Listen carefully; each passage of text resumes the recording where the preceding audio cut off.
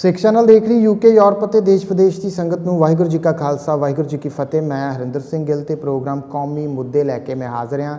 ਸੋ ਇਸ ਪ੍ਰੋਗਰਾਮ ਦੇ ਵਿੱਚ ਗੱਲਬਾਤ ਕਰਾਂਗੇ ਜੂਨ 1984 ਦੇ ਸਬੰਧ ਦੇ ਵਿੱਚ ਜਦੋਂ ਸੱਚਖੰਡ ਸ੍ਰੀ ਹਰਿਮੰਦਰ ਸਾਹਿਬ ਤੇ ਸ੍ਰੀ ਅਕਾਲ ਤਖਤ ਸਾਹਿਬ ਦੇ ਉੱਤੇ ਭਾਰਤੀ ਹਕੂਮਤ ਦੇ ਵੱਲੋਂ ਅਟੈਕ ਕੀਤਾ ਗਿਆ ਤੇ ਬਹੁਤ ਸਾਰੇ ਸਿੰਘਾਂ ਨੂੰ ਸ਼ਹੀਦ ਕੀਤਾ ਗਿਆ ਅਤੇ ਬਹੁਤ ਸਾਰੀ ਸੰਗਤ ਜਿਹੜੀ ਨਤਮਸਤਕ ਹੋਣ ਵਾਸਤੇ ਸੱਚਖੰਡ ਸ੍ਰੀ ਹਰਿਮੰਦਰ ਸਾਹਿਬ ਪਹੁੰਚੀ ਸੀਗੀ, ਉਹਨਾਂ ਦੇ ਵਿੱਚੋਂ ਵੀ ਬਹੁਤ ਸਾਰੇ ਸ਼ਹੀਦ ਹੋਏ। ਸੋ ਅੱਜ ਦੀ ਸਮੁੱਚੀ ਗੱਲਬਾਤ ਇਸੇ ਦੇ ਉੱਤੇ ਹੀ ਆਧਾਰਿਤ ਰਹੇਗੀ ਅਤੇ ਵੱਖ-ਵੱਖ ਪਹਿਲੂਆਂ ਦੇ ਉੱਤੇ ਅੱਜ ਦੀ ਇਹ ਗੱਲਬਾਤ ਜਿਹੜੀ ਆ ਉਹ ਕਰਾਂਗੇ। ਮੇਰੇ ਨਾਲ ਨੇ ਸੀਨੀਅਰ ਪੱਤਰਕਾਰ ਸਰਦਾਰ ਜਸਬੀਰ ਸਿੰਘ ਜੀ ਪੱਟੀ। ਸੋ ਉਹਨਾਂ ਨਾਲ ਫਤਿਹ ਦੀ ਸਾਂਝ ਪਾਉਂਦੇ ਹਾਂ ਤੇ ਪ੍ਰੋਗਰਾਮ ਕੌਮੀ ਮੁੱਦੇ ਦੀ ਸ਼ੁਰੂਆਤ ਕਰਦੇ ਹਾਂ। ਪੱਟੀ ਸਾਹਿਬ, ਵਾਹਿਗੁਰੂ ਜੀ ਕਾ ਖਾਲਸਾ ਵਾਹਿਗੁਰੂ ਜੀ ਕੀ ਫਤਿਹ। ਵਾਹਿਗੁਰੂ ਜੀ ਕਾ ਖਾਲਸਾ ਵਾਹਿਗੁਰੂ ਜੀ ਕੀ ਫਤਿਹ। ਪੱਟੀ ਸਾਹਿਬ, ਸਭ ਤੋਂ ਪਹਿਲਾਂ ਜਾਣਨਾ ਚਾਹੂੰਗਾ ਕਿ ਜੂਨ 1984 ਦੇ ਵਿੱਚ ਜੋ ਕੁਝ ਵਾਪਰਿਆ ਇਸ ਦੇ ਪਿੱਛੇ ਕਾਰਨ ਜਿਹੜੇ ਆ ਉਹ ਕੀ ਰਹੇ?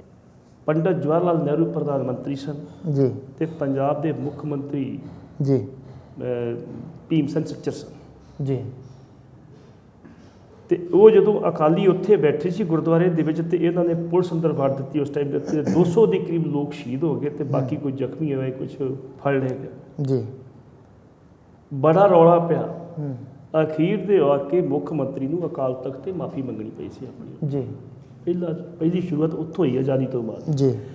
ਆਜ਼ਾਦੀ ਦੀ ਜਿਹੜੀ ਲੜਾਈ ਆ ਉਹ ਸਿੱਖਾਂ ਨੇ ਬੜੀ ਮੋਢੀ ਹੋ ਕੇ ਲੜੀ ਆ ਤੇ 93% ਦੀ ਕੁਰਬਾਨੀਆਂ ਸਿੱਖਾਂ ਦੀਆਂ ਨੇ ਉਹਦੇ ਵਿੱਚ। ਜੀ ਜੀ, ਬਿਲਕੁਲ ਬਿਲਕੁਲ ਦਰੁਸਤ। ਤੇ ਸਿੱਖਾਂ ਨੇ ਮਹਿਸੂਸ ਕੀਤਾ ਸੀ ਕਿ ਜਦੋਂ ਆਜ਼ਾਦੀ ਤੋਂ ਬਾਅਦ ਦੇਸ਼ ਆਜ਼ਾਦ ਹੋਊਗਾ ਸਾਡੇ ਨਾਲ ਕੀਤੇ ਵਾਅਦੇ ਪੂਰੇ ਕੀਤੇ ਜਾਣਗੇ।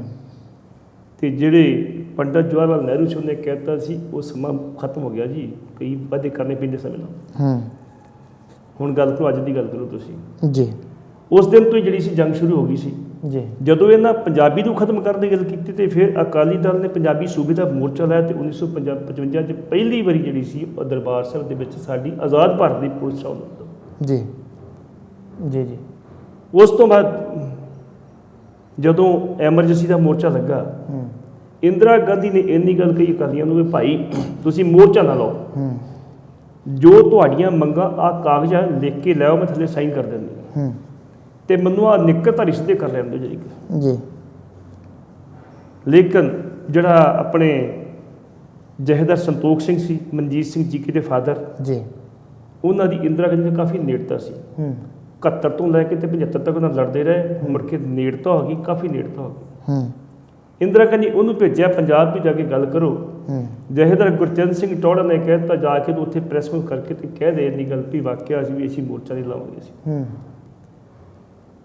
ਤੇ ਜਦੋਂ ਇਸ ਗੱਲ ਦੀ ਬਾਦਲ ਗਰੁੱਪ ਨੂੰ ਪਤਾ ਲੱਗਾ ਤੇ ਇਹਨਾਂ ਰੌਲਾ ਪਾ ਦਿੱਤਾ ਜੀ ਇਹ ਤੇ ਗਦਾਰ ਆ, ਇਹ ਕੌਣ ਹੁੰਦਾ ਕਰਨ ਵਾਲਾ। ਤੇ ਇਹਨਾਂ ਮੋਰਚਾ ਲਾਤਾ ਤੇ ਲੱਖਾਂ ਦੀ ਗਿਣਤੀ ਦੇ ਵਿੱਚ ਜਿਹੜੇ ਸੀ ਸਾਡੇ ਸਿੱਖ ਜੇਲ੍ਹ 'ਚ ਭੇਜ ਗਏ ਤੇ ਐਮਰਜੈਂਸੀ ਤੋੜਾਈ ਸੀ। ਉਸੇ ਦਿਨ ਇੰਦਰਾ ਗਾਂਧੀ ਨੇ ਕਹਿ ਦਿੱਤਾ ਸੀ ਹੁਣ ਤੁਹਾਨੂੰ ਵੇਖੂਗੀ ਮੈਂ, ਜਿੱਥੋਂ ਮੁੱਢ ਵੱਜਦਾ ਜੀ। ਉਹਦੇ ਬਾਅਦ ਹੀ 78 ਦਾ ਕਾਂਡ ਹੋਇਆ। ਜਿਹੜੇ ਨਿਰੰਕਾਰੀ ਸੀ ਉਹ ਪੈਦਾ ਹੀ ਜਿਹੜੀ ਇੰਦਰਾ ਗਾਂਧੀ ਨੇ ਆਪ ਕੀਤੇ ਸੀ, ਪੈਰਲਾਈਜ਼ ਕੀਤੇ ਸੀ ਪਤਾ ਜੀ। ਜਦੋਂ ਉਹ ਕਾਂਡ ਵਾਪਰਿਆ ਉਸ ਕਾਂਡ ਦੇ ਵਿੱਚ ਜਿਹੜੇ ਬੰਦੇ 13 ਆਏ ਸੀਗੇ ਰੋਕਣ ਵਾਸਤੇ ਇਹਨਾਂ ਨੂੰ ਵੀ ਤੁਸੀਂ ਗਲਤ ਕਰ ਰਹੇ ਹੋ, ਉਹ ਤੇ ਵਿਚਾਰ ਵਾਸਤੇ ਆਏ ਸੀਗੇ ਜੀ। ਤੇ ਤਤਕਾਲੀ ਜਿਹੜਾ ਮੈਂ ਕਿਹਾ ਸੇਵਾ ਸਿੰਘ SHO ਸੀਗਾ ਸਿਵਲ ਲਾਈਨ ਦਾ, ਉਹ ਉਹਨਾਂ ਨੂੰ ਫੜ ਕੇ ਤੇ ਥਾਣੇ ਲੈ ਥਾਣੇ ਲਿਜਾਣ ਤੋਂ ਬਾਅਦ ਤਾਂ ਜੇ ਉਹ ਨਾ ਛੱਡਦਾ ਤੇ ਸ਼ਾਇਦ ਘਟਨਾ ਨਾ ਵਾਪਰਦੀ ਹੈ ਜੀ। OP ਦਿੱਤਾ, ਓਮ ਪ੍ਰਕਾਸ਼ ਦਿੱਤਾ DSP ਸੀ, ਉਹ ਥਾਣੇ ਆ ਗਿਆ। ਕਹਿੰਦੇ ਇਹਨਾਂ ਨੂੰ ਕਿਉਂ ਬਿਠਾਇਆ?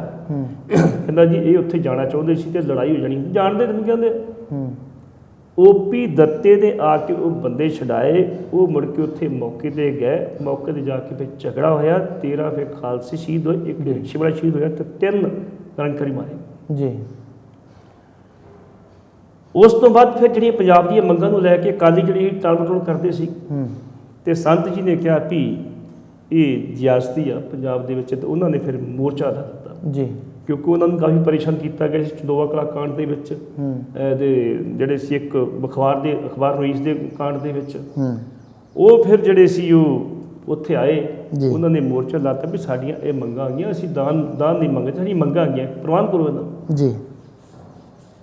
ਉਸ ਟਾਈਮ 'ਤੇ ਜਿਹੜੀ ਐਸਟੈਬਲਿਸ਼ਮੈਂਟ ਹੁੰਦੀ ਆ ਉਹਦਾ ਮਤਲਬ ਹੁੰਦਾ ਵੀ ਇਸ ਮੋਰਚੇ ਦਾ ਜਿਹੜਾ ਮੁਖੀ ਆ ਉਹਨੂੰ ਬਦਨਾਮ ਕੀਤਾ ਜਾਵੇ।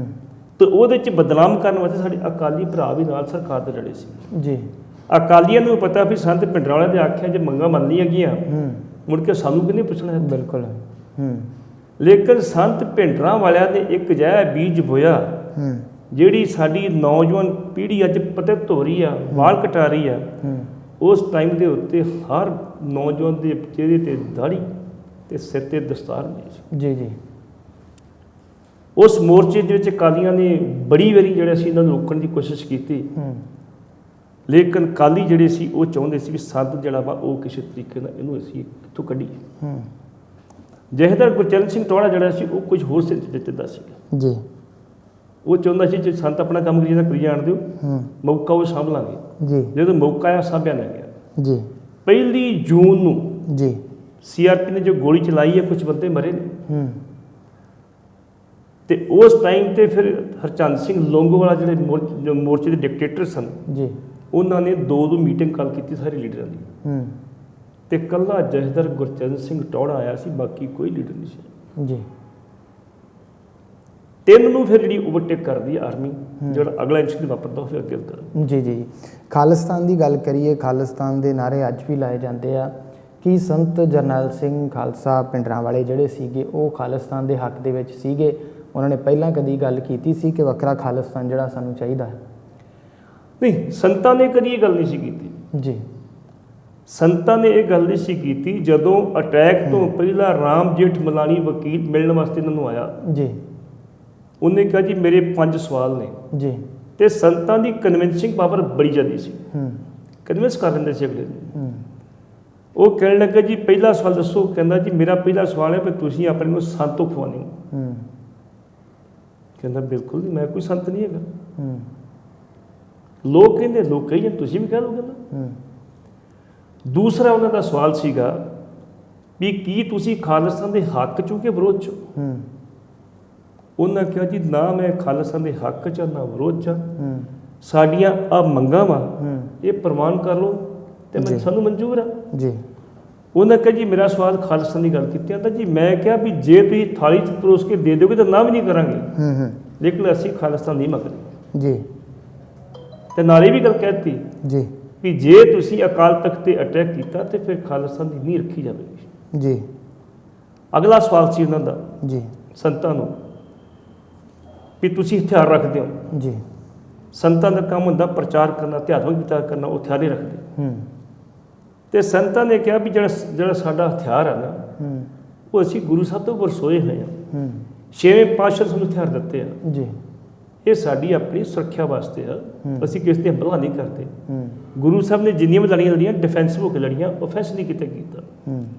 ਤੇ ਇਹ ਤਾਂ ਸਾਡਾ ਗੁਰੂ ਸਾਹਿਬ ਨੂੰ ਸਾਡੇ ਗੁਰੂ ਨੇ ਬਖਸ਼ੀ ਆ, ਉਹਦੇ ਧਿਆਨ ਰੱਖਣਾ ਕੋਲ ਆਪਾਂ ਜੀ। ਉਹ ਕਹਿੰਦਾ ਜੀ ਜਿਹੜਾ ਹਥਿਆਰ ਆ ਇਹ ਜੰਗ ਦਾ ਪ੍ਰਤੀਕ ਆ, ਸ਼ਾਂਤੀ ਦਾ ਨਹੀਂ। ਸੰਤ ਜੀ ਕਹਿਣ ਲੱਗੇ ਵੀ ਜੇਠ ਮਲਾਣੀ ਸਾਹਿਬ ਤੁਸੀਂ ਆਪਣਾ ਫਿਰ ਸਵਾਲ ਕੀ ਸੁਧਾਰ ਲਓ। ਕਹਿੰਦਾ ਜੀ ਮੈਂ ਠੀਕ ਕਰਨਾ ਵੀ ਜਿਹੜਾ ਹਥਿਆਰ ਆ ਉਹ ਜੰਗ ਦੀ ਨਿਸ਼ਾਨੀ, ਉਹ ਸ਼ਾਂਤੀ ਫੈਲਾਉਂਦਾ, ਸ਼ਾਂਤੀ ਨਹੀਂ ਫੈਲਾਉਂਦਾ, ਇਸ ਕਰਕੇ ਹਥਿਆਰ ਨਹੀਂ ਰੱਖਿਆ ਜਾਣਾ ਚਾਹੀਦਾ। ਸੰਤ ਜੀ ਫਿਰ ਕਹਿੰਦੇ ਵਕੀਲ ਸਾਹਿਬ ਤੁਸੀਂ ਜਿਹੜੇ ਸੀਨੀਅਰ ਵਕੀਲ ਜੀ ਆਪਣਾ ਫਿਰ ਸਵਾਲ ਠੀਕ ਕਰ ਲਓ। ਕਹਿੰਦਾ ਜੀ ਮੇਰਾ ਸਵਾਲ ਇਹੀ ਹੈ। ਸੰਤ ਜੀ ਨੇ ਜਵਾਬ ਦਿੱਤਾ ਫਿਰ, ਉਹ ਕਹਿੰਦੇ ਜੀ ਜੇ ਹਥਿਆਰ ਜਿਹੜੇ ਆ ਨਾ ਇਹ ਅਸ਼ਾਂਤੀ ਫੈਲਾਉਂਦੇ ਆ ਨਾ ਤਾਂ ਤੁਸੀਂ ਇੱਥੇ ਗਲਤ ਹੋ। ਬਾਰਡਰ ਦੇ ਉੱਤੇ ਇੰਨੀ ਸੈਨਾ ਲਾਈ ਆ ਜੀ, ਸਾਰੀ ਬੈਰਕਾਂ 'ਚ ਭੇਜ ਦਿਓ ਵੀ ਚੰਗੀ ਤਰ੍ਹਾਂ ਸ਼ਾਂਤੀ ਹੋ ਜਾਏ। ਤੁਸੀਂ ਫੌਜ ਲਾਈ ਆ ਹਥਿਆਰ ਲਾ ਕੇ ਵੀ ਸ਼ਾਂਤੀ ਬਣੀ ਰਵੇ, ਇਸ ਕਰਕੇ ਇਹ ਸ਼ਾਂਤੀ ਦਾ ਪ੍ਰਤੀਕ ਆ। ਅਸੀਂ ਕਿਤੇ ਡਿਫੈਂਸਿਵ ਹੁੰਦੇ ਆ, ਓਫੈਂਸਿਵ ਨਹੀਂ ਕਿਤੇ ਹੁੰਦੇ। ਇਹ ਸਾਨੂੰ ਵਿਰਸੇ 'ਚ ਮਿਲੀ ਚੀਜ਼ ਆ, ਹਥਿਆਰ ਆਪਣੇ ਕੋਲ ਰੱਖਦੇ। ਉਹਨਾਂ 3 ਗੱਲਾਂ ਦਾ ਕੋਈ ਜਵਾਬ ਨਹੀਂ ਸੀ ਜੇਠ ਮਲਾਣੀ ਕੋਲੇ। ਤਾਂ ਉਹਨੇ ਕਿਹਾ ਜੀ ਬੜੇ ਸੰਤ ਜੀ ਬੜੇ ਚਲਾਕ ਹੋ ਤੁਸੀਂ। ਕਹਿੰਦਾ ਚਲਾਕੀ ਵਾਲੀ ਗੱਲ ਨਹੀਂ ਹੈਗੀ, ਜੇ ਇੱਕ ਵਾਰੀ ਗਲਤ ਉੱਤੇ ਟਿੱਪਣੀ ਕਰੋ ਤੁਸੀਂ। ਇਸ ਕਰਕੇ ਜਿਹੜੇ ਸੰਤ ਸੀ ਉਹਨਾਂ ਨੇ ਕਹਿਤਾ ਸੀ ਕਿ ਨਾ ਮੈਂ ਖਾਲਸਾ ਦੇ ਹੱਕ 'ਚ ਨਾ ਵਿਰੋਧ 'ਚ, ਜੇ ਤੁਸੀਂ ਸਾਨੂੰ ਥਾਲੀ 'ਚ ਪਰੋਸ ਕੇ ਦਿਓਗੇ ਤੇ ਫਿਰ ਲੈ ਲਾਂਗੇ, ਉੱਦਾਂ ਅਸੀਂ ਹੱਕ 'ਚ ਨਹੀਂ ਹੈਗੇ।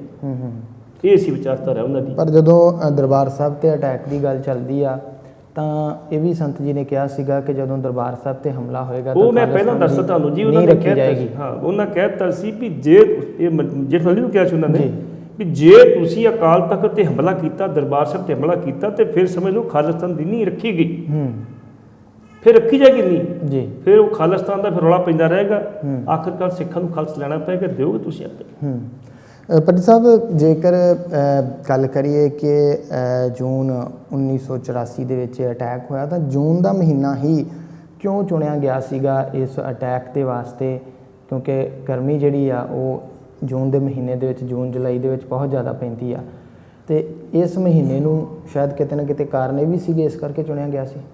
ਮੈਂ ਤੁਹਾਨੂੰ ਪਹਿਲਾਂ ਕਹਿੰਦਾ ਜੀ, ਐਮਰਜੈਂਸੀ ਦੇ ਮੋਰਚੇ ਟਾਈਮ ਦੇ ਉੱਤੇ ਜਿਹੜੀ ਸਿੱਖਾਂ ਦੇ ਖਿਲਾਫ ਇੰਦਰਾ ਗਾਂਧੀ ਨੇ ਅਮੈਂਡਮੈਂਟ ਦਿੱਤੀ ਸੀ, ਇਹ 84 ਦਾ ਅਟੈਕ ਉਹਦਾ ਇੱਕ ਹਿੱਸਾ। ਜਦੋਂ ਇਹਨਾਂ ਨੇ ਜੂਨ 'ਚ ਅਟੈਕ ਕੀਤਾ ਉਦੋਂ 6 ਮਹੀਨੇ ਪਹਿਲਾਂ ਇਹ ਪ੍ਰੋਟੈਸਟ ਵਾਜਪੇਈ ਦੀ ਅਗਵਾਈ ਅਡਵਾਨੀ ਹੋਇਆ, ਵਾਜਪੇਈ ਹੋਇਆ, ਇੰਦਰਾ ਗਾਂਧੀ ਦੀ ਬੂਹੇ ਅੱਗੇ ਜਾ ਕੇ ਪ੍ਰੋਟੈਸਟ ਕਰਦੇ ਹੁੰਦੇ ਸੀ ਵੀ ਉੱਥੇ ਅੱਤਵਾਦੀ ਬੈਠੇ ਦਰਬਾਰ ਤੂੰ ਕੱਢਦੀ ਕੋਈ ਨਹੀਂ, ਤੂੰ ਅਟੈਕ ਕਰ, ਅਸੀਂ ਤੇਰੇ ਨਾਲ ਹੈਗੇ। ਤੇ ਇਹਨਾਂ ਜਾ ਕੇ ਮੁਜ਼ਾਹਰੇ ਕਰਨੇ। ਉਹ ਡਰਦੀ ਸੀ ਵੀ ਜੇ ਇਹ ਅਟੈਕ ਕੀਤਾ ਤੇ ਇਹਦਾ ਕੋਈ ਰਸਤਾ ਲੱਭ ਜੇ, ਸਾਡਾ ਕੋਈ ਸਮਝੌਤੇ ਵਾਲਾ, ਮਤਲਬ ਕਿ ਬੀਜੇਪੀ ਜਿਹੜੀ ਆ ਉਹ ਬਰਾਬਰ ਦੀ ਭਾਈਵਾਲ, ਉਹ ਸਮਝੌਤੇ ਰਸਤਾ ਲੱਭ ਜੇ। ਸੰਤ ਜੀ ਵੀ ਸਮਝੌਤੇ ਵਾਸਤੇ ਤਿਆਰ ਸੀ, ਇਹ ਗੱਲ ਨਹੀਂ, ਲੇਕਿਨ ਜਿਹੜੇ ਵਿੱਚ ਐਮੀਸਰੀ ਪੈਸੇ, ਜਿਹੜੇ ਵਿਚੋਲੇ ਪਏ ਸੀ ਨਾ, ਉਹ ਸਮਝੌਤਾ ਨਹੀਂ ਹੋਣ ਦੇਣਾ ਚਾਹੁੰਦੇ ਸੀ। ਕਹਿਣ ਤੋਂ ਭਾਵ ਕਿ ਜੇਕਰ ਦਰਬਾਰ ਸਾਹਿਬ 'ਤੇ ਜਾਂ ਅਕਾਲ ਤਖ਼ਤ 'ਤੇ ਜਿਹੜਾ ਅਟੈਕ ਹੋਇਆ ਉਸ ਨੂੰ ਜੇਕਰ ਸਰਕਾਰ ਚਾਹੁੰਦੀ ਤਾਂ ਰੋਕਿਆ ਜਾ ਸਕਦਾ ਸੀ, ਸੰਤ ਜੀ ਚਾਹੁੰਦੇ ਤਾਂ ਰੋਕਿਆ ਜਾ ਸਕਦਾ ਸੀਗਾ, ਕੋਈ ਵਿਚਲਾ ਰਸਤਾ ਨਿਕਲ ਸਕਦਾ ਸੀ। ਸੰਤ ਜੀ ਚਾਹੁੰਦੇ ਸੀ ਜੀ, ਸੰਤ ਜੀ ਚਾਹੁੰਦੇ ਸੀ ਵੀ ਇਹਦਾ ਵਿਚਲਾ ਰਸਤਾ ਨਿਕਲ ਆਵੇ, ਲੇਕਿਨ ਮੈਂ ਤੁਹਾਨੂੰ ਦੱਸਿਆ ਵੀ ਜਿਹੜੇ ਵਿੱਚ ਵਿਚੋਲੇ ਪੈ ਉਹ ਜਾ ਕੇ ਇੰਦਰਾ ਗਾਂਧੀ ਦੇ ਵਿਰੋਧੀ ਪਾਰਟੀਆਂ ਦਾ ਦਬਾਅ ਜਿਹੜਾ ਸੀਗਾ, ਹਾਂ ਵਿਰੋਧੀ ਪਾਰਟੀਆਂ ਦੇ ਜਿਹੜੇ ਵਿਚੋਲੇ ਸੀ ਉਹ ਜਾ ਕੇ ਇੰਦਰਾ ਗਾਂਧੀ ਨੂੰ ਕੁਝ ਹੋਰ ਦੱਸਦੇ ਸੀ, ਇੱਥੇ ਕੁਝ ਹੋਰ ਕਹਿੰਦੇ ਸੀ। ਅਟੈਕ ਤੋਂ 4 ਦਿਨ ਪਹਿਲਾਂ ਜਦੋਂ ਉੱਥੇ ਆਉਂਦਾ ਰਾਜੀਵ ਗਾਂਧੀ ਚੰਡੀਗੜ੍ਹ ਆਉਂਦਾ ਵਾ ਜੀ, ਉਹਨੂੰ ਪੁੱਛਿਆ ਜਾਂਦਾ ਵੀ ਸੰਤ ਭਿੰਡਰਾਂਵਾਲੇ ਵਾਲੇ ਬਾਰੇ ਤੁਹਾਡੇ ਕੀ ਵਿਚਾਰ ਆ? ਉਹ ਕਹਿੰਦਾ ਜੀ ਉਹ ਧਾਰਮਿਕ ਆਗੂ ਨਹੀਂ, ਇਹ ਤੋਂ ਵੱਧ ਕੁਛ ਨਹੀਂ ਹੈਗਾ। ਇਸ ਕਰਕੇ ਸੰਤ ਜਿਹੜੇ ਸੀ ਉਹ 6 ਮਹੀਨੇ ਵੇਟ ਕਰਦੇ ਰਹੇ। ਮੁੜ ਕੇ ਜਦੋਂ DIG ਅਟਵਾਲ ਤੇ ਅਟੈਕ ਹੋਇਆ ਫਿਰ ਸਾਰਿਆਂ ਨੇ ਸੀਰੀਅਸ ਲਿਆ, ਤੇ ਜੂਨ ਦਾ ਮਹੀਨਾ ਸੀ, ਇੰਦਰਾ ਗਾਂਧੀ ਸਿੱਖਾਂ ਦਾ ਪੰਗਾ ਲਾਣਾ ਚਾਹੁੰਦੀ ਸੀ, ਉਹਨੇ ਪੰਗਾ ਲਿਆ ਕਿਉਂਕਿ ਉਦੋਂ ਗੁਰੂ ਅਰਜਨ ਦੇਵ ਪਾਤਸ਼ਾਹ ਦਾ ਜਿਹੜਾ ਸੀ ਗੁਰਪੁਰਬ ਸੀ ਜੀ, ਉਹਨੂੰ ਪਤਾ ਹੈ ਸਿੱਖ ਵੱਡੀ ਗਿਣਤੀ ਇਕੱਠੇ ਹੋਣਗੇ ਤੇ ਵੱਡੀ ਗਿਣਤੀ 'ਚ ਅਸੀਂ ਸ਼ਿਕਾਰ ਕਰਾਂਗੇ ਇਹਨਾਂ ਦਾ, ਲੇਕਿਨ ਉਹਨੂੰ ਇਹ ਨਹੀਂ ਸੀ ਪਤਾ ਵੀ ਉੱਥੇ ਅੰਦਰ ਕੀ ਕੁਛ ਹੋਏਗਾ ਤੇ ਕੀ ਕੁਛ ਨਹੀਂ ਹੋਏਗਾ ਜੀ। ਨਾਲ ਪੱਟੀ ਸਾਹਿਬ ਗੱਲ ਕਰੀਏ ਤਾਂ ਕਹਿੰਦੇ ਉਦੋਂ ਅੰਮ੍ਰਿਤਸਰ ਦੇ ਡਿਪਟੀ ਕਮਿਸ਼ਨਰ ਜਿਹੜੇ ਗੁਰਦੇਵ ਸਿੰਘ ਬਰਾੜ ਸੀਗੇ, ਉਹਨਾਂ ਨੇ ਜਦੋਂ ਇਹ ਅਟੈਕ ਕਰਨ ਵਾਸਤੇ ਡਿਪਟੀ ਕਮਿਸ਼ਨਰ ਜਿਹੜਾ ਆ ਉਸ ਦੇ ਕੋਲ ਜਿਹੜੇ ਕਾਗਜ਼ ਪਹੁੰਚਦੇ ਉਹਨਾਂ ਦੇ ਉੱਤੇ ਸਾਈਨ ਤੋਂ ਬਿਨਾਂ ਅਟੈਕ ਜਿਹੜਾ ਆ ਉਹ ਨਹੀਂ ਹੁੰਦਾ, ਕਿਉਂਕਿ ਸ਼ਹਿਰ ਦੀ ਸਮੁੱਚੀ ਜ਼ਿੰਮੇਵਾਰੀ ਜਿਹੜੀ ਡਿਪਟੀ ਕਮਿਸ਼ਨਰ ਦੇ ਕੋਲ ਹੁੰਦੀ ਆ, ਤਾਂ ਉਹਨਾਂ ਨੇ ਸਾਈਨ ਕਰਨ ਤੋਂ ਜਿਹੜਾ ਆ ਉਹ ਇਨਕਾਰ ਕਰ ਦਿੱਤਾ ਸੀ। ਤੇ ਵੀ ਆਉਂਦਾ ਵਾ ਕਿ ਉਹ ਛੁੱਟੀ ਲੈ ਕੇ ਚਲੇ ਗਏ ਸੀਗੇ। ਜਿਹੜੀ ਗੁਰਦੇਵ ਸਿੰਘ ਬਰਾੜ ਦੀ ਗੱਲ ਆ ਜੀ, ਉਹਨੇ ਅਰਨ ਲੀਵ 2 ਮਹੀਨੇ ਦੀ ਪਹਿਲਾਂ ਲਈ ਸੀਗੀ ਜੀ ਵੀ ਮੈਂ ਵਿਦੇਸ਼ ਜਾਣਾ ਵਾ ਜੀ, ਤੇ ਉਹਦੀ 1 ਜੂਨ ਤੋਂ ਛੁੱਟੀ ਹੋ ਜਾਣੀ ਸੀ, ਛੁੱਟੀ ਸ਼ੁਰੂ ਹੋ ਜਾਣੀ ਸੀ, 31 ਮਈ ਨੂੰ ਚਲਾ ਗਿਆ ਸੀਗਾ। ਇਸ ਕਰਕੇ ਇਹ ਕਹਿਣਾ ਕਿ ਉਹਨੇ ਸਾਈਨ ਨਹੀਂ ਕੀਤੇ। ਮੁੜ ਕੇ ਬਾਦਲ ਦਾ ਰਿਸ਼ਤੇਦਾਰ ਰਮੇਸ਼ਿੰਦਰ ਸਿੰਘ ਬੰਗਾਲ ਤੋਂ ਲਿਆ ਕੇ ਲਾਇਆ ਗਿਆ, ਉਹ ਜੂਨੀਅਰ ਸੀ, ਸੀਨੀਅਰ ਬਣਾ ਕੇ ਲਾ ਕੇ ਉਹਦੇ ਕੋਲ ਸਾਈਨ ਕਰਾਇਆ ਗਏ।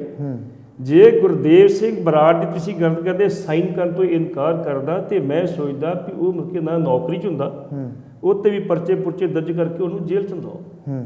ਲੇਕਿਨ ਉਹ ਇਹੋ ਜਿਹੀ ਗੱਲ ਕੋਈ ਨਹੀਂ ਹੈਗੀ, ਉਹਦੀ ਛੁੱਟੀ ਪਹਿਲਾਂ ਹੀ ਮਨਜ਼ੂਰ ਹੋਈ ਸੀ, ਉਹ 31 ਮਈ ਨੂੰ ਆਪਣੀ ਛੁੱਟੀ 'ਤੇ ਚਲਾ ਗਿਆ ਸੀਗਾ। ਇਸ ਕਰਕੇ ਦਸਤਖਤ ਕਰਨ ਦੀ ਗੱਲ ਹੀ ਕੋਈ ਨਹੀਂ ਬਣਦੀ। ਅਟੈਕ ਜਾ ਕੇ 3 ਤਰੀਕ ਨੂੰ ਹੋਇਆ ਜਿਹੜਾ ਆਰਮੀ ਨੇ ਕੀਤਾ, ਉਸ ਤੋਂ ਪਹਿਲਾਂ CRP ਸੀ, ਇਹਨਾਂ ਨੇ ਆਰਮੀ ਦੀ ਘੇਰਾ ਪਾਇਆ ਸੀਗਾ। 3 ਤੋਂ ਮੁੜ ਕੇ ਉਹਨਾਂ ਸਾਈਨ ਕਰਾ ਕੇ ਜਿਹੜੇ ਸੀ ਉਹਦੀ ਕਰਾਏ, ਉਹ ਰਮੇਸ਼ਿੰਦਰ ਸਿੰਘ ਸਾਈਨ ਕੀਤੇ, 'ਚ ਕੋਈ 2 ਰਾਵਾਂ ਨਹੀਂ ਹੈਗੀਆਂ ਜੀ। ਉਹ ਬਾਦਲ ਸਾਹਿਬ ਦੀ ਘਰਵਾਲੀ ਦੇ ਮਾਮੇ ਦਾ ਪੁੱਤ ਭਰਾ ਸੀ ਜੀ। ਇਸ ਕਰਕੇ ਬਾਦਲ ਸਾਹਿਬ ਜਿੱਥੇ ਇਹਨਾਂ ਨੇ ਇਸ ਤੋਂ ਪਹਿਲਾਂ ਸਰਕਾਰ ਦੇ ਨਾਲ ਸੰਤ ਨੂੰ ਕੱਢਣ ਵਾਸਤੇ 24 ਮੀਟਿੰਗਾਂ ਕੀਤੀਆਂ, ਬਰਨਾਲੇ ਨੇ ਕੀਤੀ ਆ, ਟੋੜੇ ਨੇ ਕੀਤੀ ਆ, ਲੋਂਗੋਵਾਲ ਨੇ ਕੀਤੀ ਆ, ਇਹ ਬਾਦਲ ਨੇ ਕੀਤੀ, ਸਾਰਿਆਂ ਕੀਤੀਆਂ ਮੀਟਿੰਗਾਂ ਜੀ। 24 ਮੀਟਿੰਗਾਂ ਕੀਤੀਆਂ, ਜਿਸ 'ਚੋਂ 9 ਜਨਤਕ ਹੋਈਆਂ ਜੀ।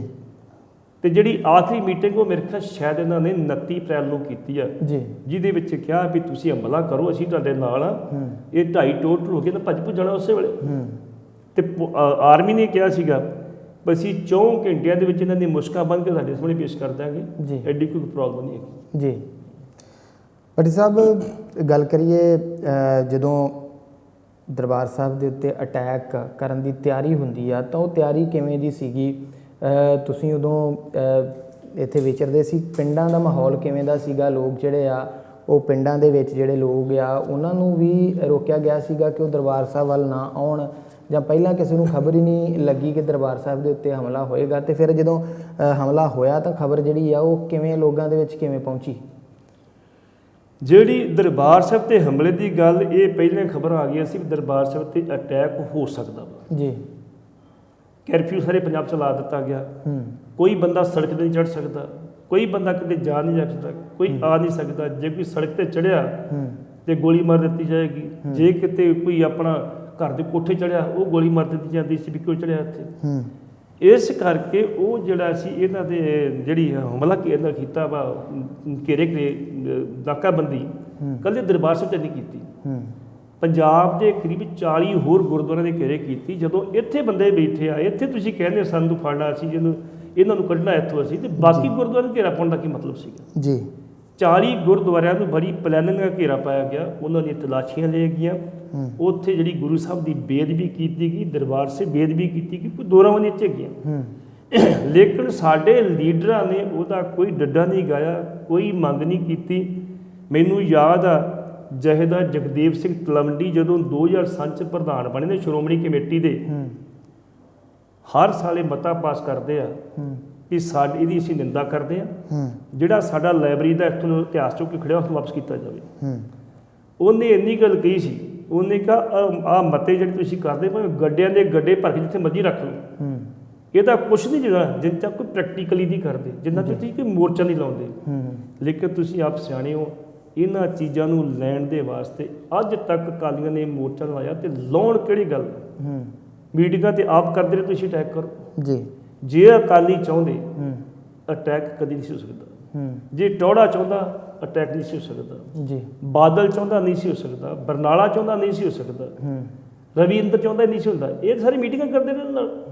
ਇਸ ਕਰਕੇ ਮੈਂ ਮਹਿਸੂਸ ਕਰਦਾ ਵੀ ਇਹ ਅਟੈਕ ਜਿਹੜਾ ਅਕਾਲੀਆਂ ਨੇ ਕਰਵਾਇਆ, ਅਕਾਲੀਆਂ ਦੀ ਵਜ੍ਹਾ ਕਰਕੇ, ਤੇ ਕਾਂਗਰਸ ਤੇ ਕਰਨ ਨੂੰ ਤਿਆਰ ਸੀਗੀ। ਉਹ ਤਾਂ ਕਦੀ ਸਭ ਸੁਣਾ ਇੰਦਰਾ ਗਾਂਧੀ ਕਹਿ ਰਹੀ ਸੀਗੀ, ਉਹ ਫਿਰ ਸਭ ਸੁਣ ਦੇ ਚੱਕਰ 'ਚ ਅਟੈਕ ਹੋਇਆ।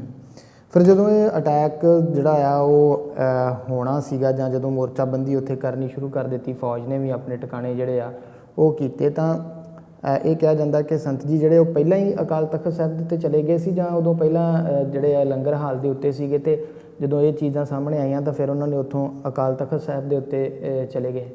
ਜਦੋਂ ਸਿਕਿਉਰਿਟੀ ਫੋਰਸਿਸ ਥੋੜ੍ਹਾ ਕਾਫੀ ਤੰਗ ਕੀਤਾ, ਤੇ ਇਹ ਪਹਿਲਾਂ ਹੀ ਚਲੇ ਗਏ ਸੀ ਉੱਥੇ ਆਪਣੇ ਅਕਾਲ ਤਖਤ 'ਤੇ ਜੀ। ਅਕਾਲ ਤਖਤ 'ਤੇ ਜਾਣ ਤੋਂ ਬਾਅਦ ਜੀ ਉੱਥੇ ਥੋੜ੍ਹਾ ਜਿਹਾ ਸੰਤ ਚਿੰਤਤ ਜੋ ਹੋਏ ਸੀ ਵੀ ਹੁਣ ਗੜਬੜ ਹੋ ਰਹੀ ਕੋਈ ਨਾ ਕੋਈ ਜੀ। ਤੇ ਉਸ ਟਾਈਮ ਦੇ ਉੱਤੇ ਜੇ ਟੌੜਾ ਸਾਹਿਬ ਰੋਕਦੇ ਤੇ ਸੰਤ ਰੁਕ ਜਾਣਾ ਸੀ, ਨਹੀਂ ਸੀ ਜਾਣਾ ਉਹਨਾਂ ਨੇ। ਟੌੜੇ ਦੀ ਕੰਸੈਂਟ ਨਾਲ ਉੱਥੇ ਗਏ ਜੀ। ਤੇ ਇਸ ਕਰਕੇ ਉਦੋਂ ਪਹਿਲਾਂ ਚਲੇ ਗਏ ਸੀ, ਉਸ ਟਾਈਮ 'ਤੇ ਨਹੀਂ ਗਏ ਜਦੋਂ ਕਿਤੇ ਮਤਲਬ ਅਟੈਕ ਹੋਇਆ ਵਾ। ਜੇ ਕਿਤੇ ਉੱਥੇ ਨਾ ਜਾਂਦੇ ਹੁੰਦੇ ਤੇ ਸ਼ਾਇਦ ਅੰਦਰ ਹੀ ਨਾ ਵੜਦੇ, ਉਹ ਬਾਹਰ ਹੀ ਮੋਰਚਾ ਲਾਉਂਦੇ। ਜੇ ਬਾਹਰ ਮੋਰਚਾ ਲਾਉਂਦੇ ਚੰਗੀ ਗੱਲ ਸੀਗਾ। ਜਦੋਂ ਬਾਬਾ ਗੁਰਬਖਸ਼ ਨੇ ਮੋਰਚਾ ਲਾਇਆ ਸੀ, ਉਹ ਦਰਬਾਰ ਸਾਹਿਬ 'ਚ ਨਹੀਂ ਲੱਗਾ ਸੀ, ਉਹ ਬਾਹਰ ਲੱਗਾ ਸੀ। ਬਾਹਰ ਹੀ ਲੜਾਈ ਹੋਈ ਸੀ ਉਹਨਾਂ ਦੀ। ਉਹਨੇ ਕਿਹਾ ਸਾਡੇ ਜੀਂਦੇ ਜੀ ਤੁਸੀਂ ਦਰਬਾਰ ਸਾਹਿਬ ਨਹੀਂ ਵੜ ਸਕਦੇ, ਤੇ ਬਾਕੀ ਗੱਲ ਸਹੀ ਸੀਗੀ। ਇਹੀ ਮੋਰਚਾ ਹੋਣ ਲੱਗਾ ਸੀਗਾ ਜੀ। ਉਹ ਦਰਬਾਰ ਸਾਹਿਬ ਪਹਿਲਾਂ ਅਕਾਲ ਤਖਤ 'ਤੇ ਹੈਗੇ ਸੀ ਜਦੋਂ ਆਰਮੀ ਐਂਟਰ ਕੀਤੀ ਹੈ ਜੀ ਜੀ। ਫਿਰ ਇਹਨਾਂ ਸਿੰਘਾਂ ਦੀ ਮੋਰਚਾਬੰਦੀ ਦੀ ਗੱਲ ਕੀਤੀ ਜਾਵੇ ਤਾਂ ਜਨਰਲ ਸ਼ੁਬੇਗ ਸਿੰਘ ਜਿਹੜੇ ਆ, ਉਹਨਾਂ ਦੁਆਰਾ ਸਮੁੱਚੀ ਮੋਰਚਾਬੰਦੀ ਜਿਹੜੀ ਆ ਉਹ ਕੀਤੀ ਗਈ ਸੀ। ਉਹ ਕਿਵੇਂ ਦਾ ਸਮੁੱਚੇ ਮੋਰਚੇ ਜਿਹੜੇ ਲਾਏ ਗਏ ਸੀ, ਜਿਹਦੇ ਵਿੱਚ ਸਿੰਘ ਸੀਗੇ, ਜਦੋਂ ਫੌਜ ਜਿਹੜੀ ਆ ਉਹ ਅਟੈਕ ਕਰਦੀ ਆ ਤਾਂ ਉਹਨਾਂ ਨੂੰ ਜਵਾਬੀ ਜਿਹੜਾ ਆ ਉਹ ਕਾਰਵਾਈ ਜਿਹੜੀ ਉਹਨਾਂ ਦੇ ਕੀਤੀ ਜਾਂਦੀ ਆ। ਬੇਸਿਕਲੀ ਜਿਹੜੀ ਫੌਜ ਸੀਗੀ ਜੀ, ਫੌਜ ਨੂੰ ਇਹ ਕਿਹਾ ਗਿਆ ਸੀ ਤੁਸੀਂ ਗੋਲੀ ਨਹੀਂ ਚਲਾਉਣੀ ਜੀ, ਦਰਬਾਰ ਸਾਹਿਬ 'ਚ ਕੋਈ ਨੁਕਸਾਨ ਨਹੀਂ ਹੋਣਾ ਚਾਹੀਦਾ। ਤੇ ਜਨਰਲ ਵੈਦਿਆ ਨੇ ਇਹ ਗੱਲ ਕਹੀ ਸੀ ਵੀ ਤੁਹਾਨੂੰ ਬਿਲਕੁਲ ਗੋਲੀ ਚਲਾਵਾਂਗੇ, ਅਸੀਂ ਇਹ ਬੰਦੇ ਫੜ ਕੇ ਤੁਹਾਨੂੰ ਦੇ ਦਿਆਂਗੇ। ਲੇਕਿਨ ਉਹਨਾਂ ਨੂੰ ਨਹੀਂ ਸੀ ਪਤਾ ਕਿ ਅੰਦਰ ਮੋਰਚਾਬੰਦੀ ਜਨਰਲ ਸ਼ੁਬੇਗ ਸਿੰਘ ਨੇ ਕੀਤੀ, ਜਿਹਨੇ 1971 ਦੀ ਜੰਗ ਜਿੱਤੀ ਸੀ ਜੀ। 1971 ਦੀ ਜੰਗ ਵੇਲੇ ਜਿਹੜੇ ਇਹ ਬ੍ਰਿਗੇਡੀਅਰ ਸੀ ਜਨਰਲ ਸ਼ੁਬੇਗ ਸਿੰਘ, ਤੇ ਇਹਨਾਂ ਦੇ ਉਦੋਂ ਆਪਣੇ ਵਾਲ ਕਟਾਤੇ ਸੀ। ਵਾਲ ਕਟਾ ਕੇ ਇਹਨਾਂ ਮੁੱਲਾਂ ਦਾ ਰੂਪ ਧਾਰਿਆ ਸੀਗਾ। ਉਹਦੀ ਬਕਾਇਦਾ ਉਹਦੇ ਟ੍ਰੇਨਿੰਗ ਲਈ ਸੀਗੀ। ਇਹਨਾਂ ਦੀ ਮਾਤਾ ਉਹਨਾਂ ਨੂੰ ਕਲਕੱਤੇ ਮਿਲਣ ਵਾਸਤੇ ਗਈ, ਤੇ ਇਹ ਇੱਕ ਲੀਕ ਜੀ ਮਾਰ ਕੇ ਤੇ ਗੋਲਦਾਰੇ 'ਚ ਪਾ ਕੇ ਤੇ ਉੱਥੇ ਆਪਣੀ ਰੈਸਲ ਕਰਨ ਸੀ ਮੁੱਲਾਂ ਵਾਲੀ। ਤੇ ਉਹਨਾਂ ਦੀ ਵਾਈਫ ਨੂੰ ਕਹਿਣ ਲੱਗੀ ਉਹਦੀ ਮਾਤਾ ਵੀ ਕੌਣ ਮੁੱਲਾ ਬੈਠਾ। ਉਹ ਕਹਿੰਦੀ ਮਾਤਾ ਚਾਹ ਪਾਣੀ ਵੀ ਲੱਗਦਾ ਪਤਾ ਹੋਵੇ। ਉਹ ਜਦੋਂ ਬਾਅਦ ਦੇ ਵਿੱਚ ਆਪਣਾ ਕੰਮ ਕਰਕੇ ਆਏ ਤੇ ਮਾਤਾ ਲਾਇਆ ਪੈਰੀ ਸਲਾਇਆ, ਤੇ ਉਹਨੇ ਕੌਣ ਮੇਰੇ ਪੇਟ ਲਾਉਂਦਾ ਵਾ। ਤੇ ਜਦੋਂ ਫਿਰ ਇਹ ਮਾਤਾ ਨੂੰ ਫਤਿਹ ਬੁਲਾਈ, ਹੱਸਿਆ ਤੇ ਮੜੇ ਜੇ ਫਿਰ ਉਹ ਮਾਤਾ ਨੇ ਫਿਰ ਇਹਦੇ ਨਾਰਾਜ਼ ਹੀ ਹੋਏ ਵੀ ਤੈਨੂੰ ਮੈਂ ਅਕਾਲ ਤਖਤ ਤੋਂ ਮੰਗ ਕੇ ਲਿਆ ਸੀਗਾ ਤੇ ਤੂੰ ਆ ਕਿਉਂ ਲੈ ਬਣਾਇਆ। ਕਹਿੰਦਾ ਵੀ ਮਾਤਾ ਮੇਰੀ ਮਜਬੂਰੀ ਸੀ, ਜਿਹੜੇ ਮੇਰੇ ਮਿਸ਼ਨ ਦੀ ਡਿਊਟੀ ਲੱਗੀ ਉਹਦੇ ਮੈਨੂੰ ਇਹ ਜ਼ਰੂਰੀ ਸੀਗਾ, ਕੋਈ ਗੱਲ ਨਹੀਂ ਮੈਂ ਆਪਣਾ ਮਿਸ਼ਨ ਪੂਰਾ ਕਰਕੇ ਵੀ ਰੱਖ ਲੂੰਗਾ। ਮੁਕਤੀ ਵਾਹਨੀ ਫੌਜ ਦੇ ਮੁਖੀ ਬ੍ਰਿਗੇਡੀਅਰ ਸ਼ਬੇਕ ਸਿੰਘ ਸੀਗੇ, ਜਿਨ੍ਹਾਂ ਨੇ 1971 ਦੀ ਜੰਗ ਜਿੱਤੀ।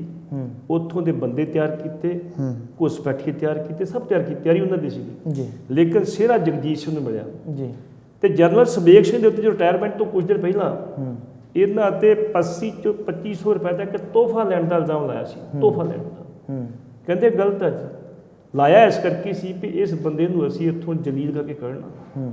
ਉਹ ਲਾਉਣ ਤੋਂ ਬਾਅਦ ਅਦਾਲਤ ਨੇ ਬਾਅਦ ਦੇ ਵਿੱਚ ਕੈਦ ਬਰੀ ਵੀ ਕਰਤਾ ਉਹਨਾਂ ਨੂੰ ਵੀ ਬਿਲਕੁਲ ਨਿਰਦੋਸ਼ ਬੰਦਾ ਹੈਗਾ ਸੀ।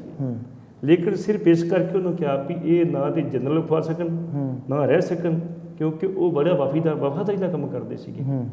ਤੇ ਉਦੋਂ ਫਿਰ ਜਿਹੜਾ ਸੀ ਇਹਨਾਂ ਨੂੰ ਉਦੋਂ ਬਰਖਾਸਤ ਕੀਤਾ ਗਿਆ ਸੀ ਆਰਮੀ ਦੇ ਵਿੱਚ। ਤੇ ਉਹਨਾਂ ਦੇ ਮਨ 'ਚ ਗੁੱਸਾ ਸੀਗਾ ਇਸ ਗੱਲ ਦਾ ਵੀ ਇਹਨਾਂ ਨੇ ਮੈਨੂੰ ਨਜਾਇਜ਼ ਕੀਤੀ ਹੈ ਜੀ। ਤੇ ਦ੍ਰਿੜਾਂ ਦੇ ਬੜੇ ਸੀਗੇ, ਉਹਨਾਂ ਨੇ ਮੋਰਚਾਬੰਦੀ ਕੀਤੀ ਸੀ ਅੰਦਰ। ਮੋਰਚਾਬੰਦੀ ਬੜੇ ਤਰੀਕੇ ਨਾਲ ਕੀਤੀ ਸੀ ਜੀ। ਜਦੋਂ ਪਹਿਲੇ ਦਿਨ ਗੋਲੀ ਚੱਲਦੀ ਆ ਤਾਂ ਉਹਨਾਂ ਅੱਗੋਂ ਦੋਨਾਲੀ ਬੰਦੂਕ ਦੀਆਂ ਗੋਲੀ ਚਲਾ ਕੇ ਜਵਾਬ ਦਿੱਤਾ ਵੀ ਇਹਨਾਂ ਨੂੰ ਪਤਾ ਲੱਗੇ ਮੈਨੂੰ ਹਥਿਆਰ ਕਿਹੜੇ ਹੈਗੇ ਆ। ਹੁਣ ਸਵਾਲ ਇਹ ਪੈਦਾ ਹੁੰਦਾ ਵਾ ਵੀ ਦਰਬਾਰ ਸਾਹਿਬ ਦੇ ਵਿੱਚ ਇੰਨੇ ਮਾਰੂ ਹਥਿਆਰ ਗਏ ਕਿਵੇਂ? ਜਿਨ੍ਹਾਂ ਹਥਿਆਰਾਂ ਦੀ, ਜਿਨ੍ਹਾਂ ਬੰਬਾਂ ਦੀ ਗੱਲ ਇਹ ਜਨਰਲ ਬਰਾੜ ਆਪਣੀ ਕਿਤਾਬ 'ਚ ਕਰਦਾ ਵਾ। ਖੈਰ ਮੈਂ ਉਹਦੀ ਕਿਤਾਬ ਬਾਰੇ ਥੋੜ੍ਹਾ ਜਿਹਾ ਕਹਿ ਦਿਆਂ ਵੀ ਜਨਰਲ ਬਰਾੜ ਉਹ ਨਹੀਂ ਮੰਨਦਾ ਕਿ ਮੈਂ ਕਿਤਾਬ ਲਿਖੀ, ਇਹ ਕਿਹਨੇ ਲਿਖੀ ਪਤਾ ਨਹੀਂ, ਲੇਕਿਨ ਉਹ ਆਂਦਾ ਮੈਂ ਨਹੀਂ ਲਿਖੀ। ਜੇ ਉਹਨੇ ਲਿਖੀ ਆ, ਜੇ ਉਹਨੇ ਲਿਖੀ ਆ ਤਾਂ ਉਹ ਫਿਰ ਆਪਣੀ ਕਿਤਾਬ 'ਚ ਇਹ ਗੱਲ ਲਿਖਦਾ ਵਾ, ਮੈਨੂੰ ਆ ਆਪਣੀ ਲੱਖਾਂ ਫੌਜ ਰੱਖਣ ਦੀ ਲੋੜ ਨਹੀਂ। ਜੇ ਇਹੋ ਜਿਹੇ ਸੂਰਮੇ ਥੋੜ੍ਹੇ ਜਿਹੇ ਹੋਣ ਨਾ ਮੇਰੇ ਕੋਲ, ਤੇ ਮੈਂ ਪਾਕਿਸਤਾਨ ਜਿਹੜਾ ਚੰਦ ਦਿਨਾਂ ਫਤਿਹ ਕਰ ਦਿਆਂ, ਜਿੰਦਾ ਜਜ਼ਬਾ ਇਹਨਾਂ 'ਚ ਲੜਨਾ ਹੈਗਾ ਸੀ ਜੀ। ਇਸ ਕਰਕੇ ਉਹ ਮੋਰਚਾਬੰਦੀ ਜਨਰਲ ਸ਼ਬੇਕ ਸਿੰਘ ਨੇ ਕੀਤੀ ਸੀ। ਉਹ ਮਾਰਸ਼ਲ ਸੀਗਾ, ਉਹਨੂੰ ਪਤਾ ਸੀ ਕਿਵੇਂ ਕੰਮ ਕਰਨਾ। ਉਹਨੇ ਪੂਰੀ ਚਾਰ ਚੁਫੇਰੇ ਆਪਣੇ ਜਿਹੜੇ ਮੁੰਡੇ ਸੀ ਕਿੱਥੇ ਕਿੱਥੇ ਲਾਏ ਸੀ, ਉਹਨਾਂ ਨੂੰ ਟ੍ਰੇਨਿੰਗ ਵਗੈਰਾ ਦਿੱਤੀ ਸੀ ਵੀ ਦੇਸੀ ਬੰਬ ਤੁਸੀਂ ਕਿਵੇਂ ਬੁਣਾ, ਦੂਜਾ ਤੁਸੀਂ ਕਿਵੇਂ ਬੁਣਾ, ਕਿਵੇਂ ਸੁੱਟਣਾ, ਸਾਰੀ ਟ੍ਰੇਨਿੰਗ ਦਿੱਤੀ ਸੀ ਉਹਨਾਂ ਨੂੰ। ਇਸ ਕਰਕੇ ਉਹਦੀ ਮੋਰਚਾਬੰਦੀ ਕਰਕੇ ਜਿਹੜਾ ਹੈ ਕਾਫੀ ਦਿਨ ਜਿਹੜੇ 2-3 ਦਿਨ ਲੱਗ ਗਏ ਜੀ। ਫਿਰ ਜਦੋਂ ਗੋਲੀ ਚੱਲਦੀ ਆ, ਫੌਜ ਵੱਲੋਂ ਪਹਿਲਾਂ ਗੋਲੀ ਚਲਾਈ ਜਾਂਦੀ ਹੈ, ਫਿਰ ਜਵਾਬੀ ਕਾਰਵਾਈ ਕੀਤੀ ਜਾਂਦੀ ਆ, ਤਾਂ ਫਿਰ ਸਮੁੱਚਾ ਜਦੋਂ ਪੂਰੀ ਲੜਾਈ ਹੁੰਦੀ ਆ ਦੋਨਾਂ ਧਿਰਾਂ ਦੇ ਵਿੱਚ, ਤਾਂ ਕਿਵੇਂ ਦਾ ਉਹ ਮਾਹੌਲ ਸੀਗਾ ਤੇ ਕਿਵੇਂ ਫਿਰ ਇਹ ਸਿੰਘ ਜਿਹੜੇ ਅਕਾਲ ਤਖਤ ਸਾਹਿਬ ਦੇ ਉੱਤੇ ਸੀ, ਦਰਬਾਰ ਸਾਹਿਬ ਪਰਿਕਰਮਾ ਦੇ ਵਿੱਚ ਸੀ, ਉਹ ਕਿਵੇਂ ਲੜੇ? ਕਿਸੇ ਫੌਜ ਨਾਲ ਟੱਕਰ ਲੈਣੀ ਕਿਸੇ ਕਮਿਊਨਿਟੀ ਦੇ ਵਾਰਸਾ ਰੋਕ ਨਹੀਂ ਜੀ, ਤੇ ਚੰਦ ਬੰਦੇ ਤੇ ਲੈ ਨਹੀਂ ਸਕਦੇ। ਹਿੰਦੁਸਤਾਨ ਦੀ ਜਿਹੜੀ ਇਸ ਵੇਲੇ ਤੀਸਰੀ ਵੱਡੀ ਆਰਮੀ ਹੈਗੀ ਆ ਜੀ, ਉਹਨਾਂ ਟੱਕਰਨੀ ਸੌਖੀ ਨਹੀਂ ਸੀ ਹੈਗੀ ਜੀ। ਉਹਨਾਂ ਨੇ ਆਪਣੇ ਬੰਦੇ ਕਿਉਂ ਮਰਵਾਏ? ਉਹਦਾ ਮੇਨ ਕਾਰਨ ਇਹ ਸੀਗਾ, ਉਹਨਾਂ ਨੂੰ ਇਹ ਹੁਕਮ ਸੀਗਾ ਵੀ ਤੁਸੀਂ ਗੋਲੀ ਨਹੀਂ ਚਲਾਉਣੀ ਜੀ, ਤੁਸੀਂ ਅੰਦਰ ਨੁਕਸਾਨ ਨਹੀਂ ਕਰਨਾ ਕੋਈ ਨਾ ਕੋਈ। ਮੁੜ ਕੇ ਇਹਨਾਂ ਜਵਾਬੀ ਗੋਲੀ ਚਲਾਈ ਵੀ ਸ਼ਾਇਦ ਗੋਲੀ ਚਲਾਉਣ ਨਾਲ ਮਾੜੇ ਮੋਟੇ ਨਿਸ਼ਾਨ ਪੈ ਜਾਣਗੇ ਤੇ ਬੰਦੇ ਬਾਹਰ ਆ ਜਾਣਗੇ। ਲੇਕਿਨ ਅੰਦਰੋਂ ਜਦੋਂ ਮੁੜ ਕੇ ਫਿਰ ਜਿਹੜੇ ਸੀ ਗੋਲੀਬਾਰੀ ਚੱਲਦੀ, ਅੰਦਰੋਂ ਗੋਲੇ ਵੀ ਚੱਲਦੇ, ਬੜਾ ਕੁਛ ਹੋਇਆ। ਇੱਥੇ ਕਮਾਂਡੋ ਵੀ ਕਈ ਮਾਰੇ ਗਏ, ਉਹ ਆਪਣੇ ਜਿਹੜੇ ਹੈਲੀਕਾਪਟਰ ਤਾਰੇ 'ਚ ਵੀ ਮਾਰਤੇ ਉਹਨਾਂ ਨੇ। ਉਦੋਂ ਫਿਰ ਜਿਹੜੀ ਸੀ ਇਹਨਾਂ ਨੂੰ ਖਿਝ ਆਈ ਵੀ ਜੇ ਅੱਜ ਅਸੀਂ ਹੁਣ ਇੱਥੋਂ ਚੁੱਪ ਕਰਕੇ ਵਾਪਸ ਚੱਲ ਜਾਂਦੇ ਹਾਂ ਤੇ ਸਾਨੂੰ ਸਾਡੀ ਆਰਮੀ ਨੂੰ ਇੰਟਰਨੈਸ਼ਨਲ ਲੈਵਲ ਦੇ ਉੱਤੇ ਜਿਹੜੀ ਸੀ ਨਮੋਸ਼ੀ ਦਾ ਸਾਹਮਣਾ ਕਰਨਾ ਪੈ ਗਿਆ। ਫਿਰ ਇਹਨਾਂ ਨੇ ਟੈਂਕ ਰੱਖ ਕੇ ਬਾਅਦ ਤੋਪਾਂ ਖੜੀਆਂ ਕਰਕੇ ਤੇ ਫਿਰ ਅਕਾਲ ਤਖਤ ਨੂੰ ਜਿਹੜਾ ਸੀ ਢਾਇਆ ਸੀਗਾ। ਜਿੰਨਾ ਚਿਰ ਤੱਕ ਉਹ ਪਹਿਲਾਂ ਕੋਸ਼ਿਸ਼ ਕਰਦੇ ਵੀ ਫੜ ਲਈਏ ਇਹਨਾਂ ਨੂੰ, ਅਸੀਂ ਮਾਰਦੀ ਇੱਦਾਂ ਹੀ ਕਰਦੀ ਅਸੀਂ, ਲੇਕਿਨ ਉਹਨਾਂ ਦੀ ਨਹੀਂ ਪੇਸ਼ ਗਈ। ਤੇ ਉਦੋਂ ਕੀਤਾ ਜਦੋਂ ਉਹਨਾਂ ਨੇ ਕੋਈ ਪੇਸ਼ ਨਹੀਂ ਗਈ ਵੀ ਹੁਣ ਢਾਉਣੇ ਪੈਣਾ ਇਹਨਾਂ ਨੂੰ ਜੀ।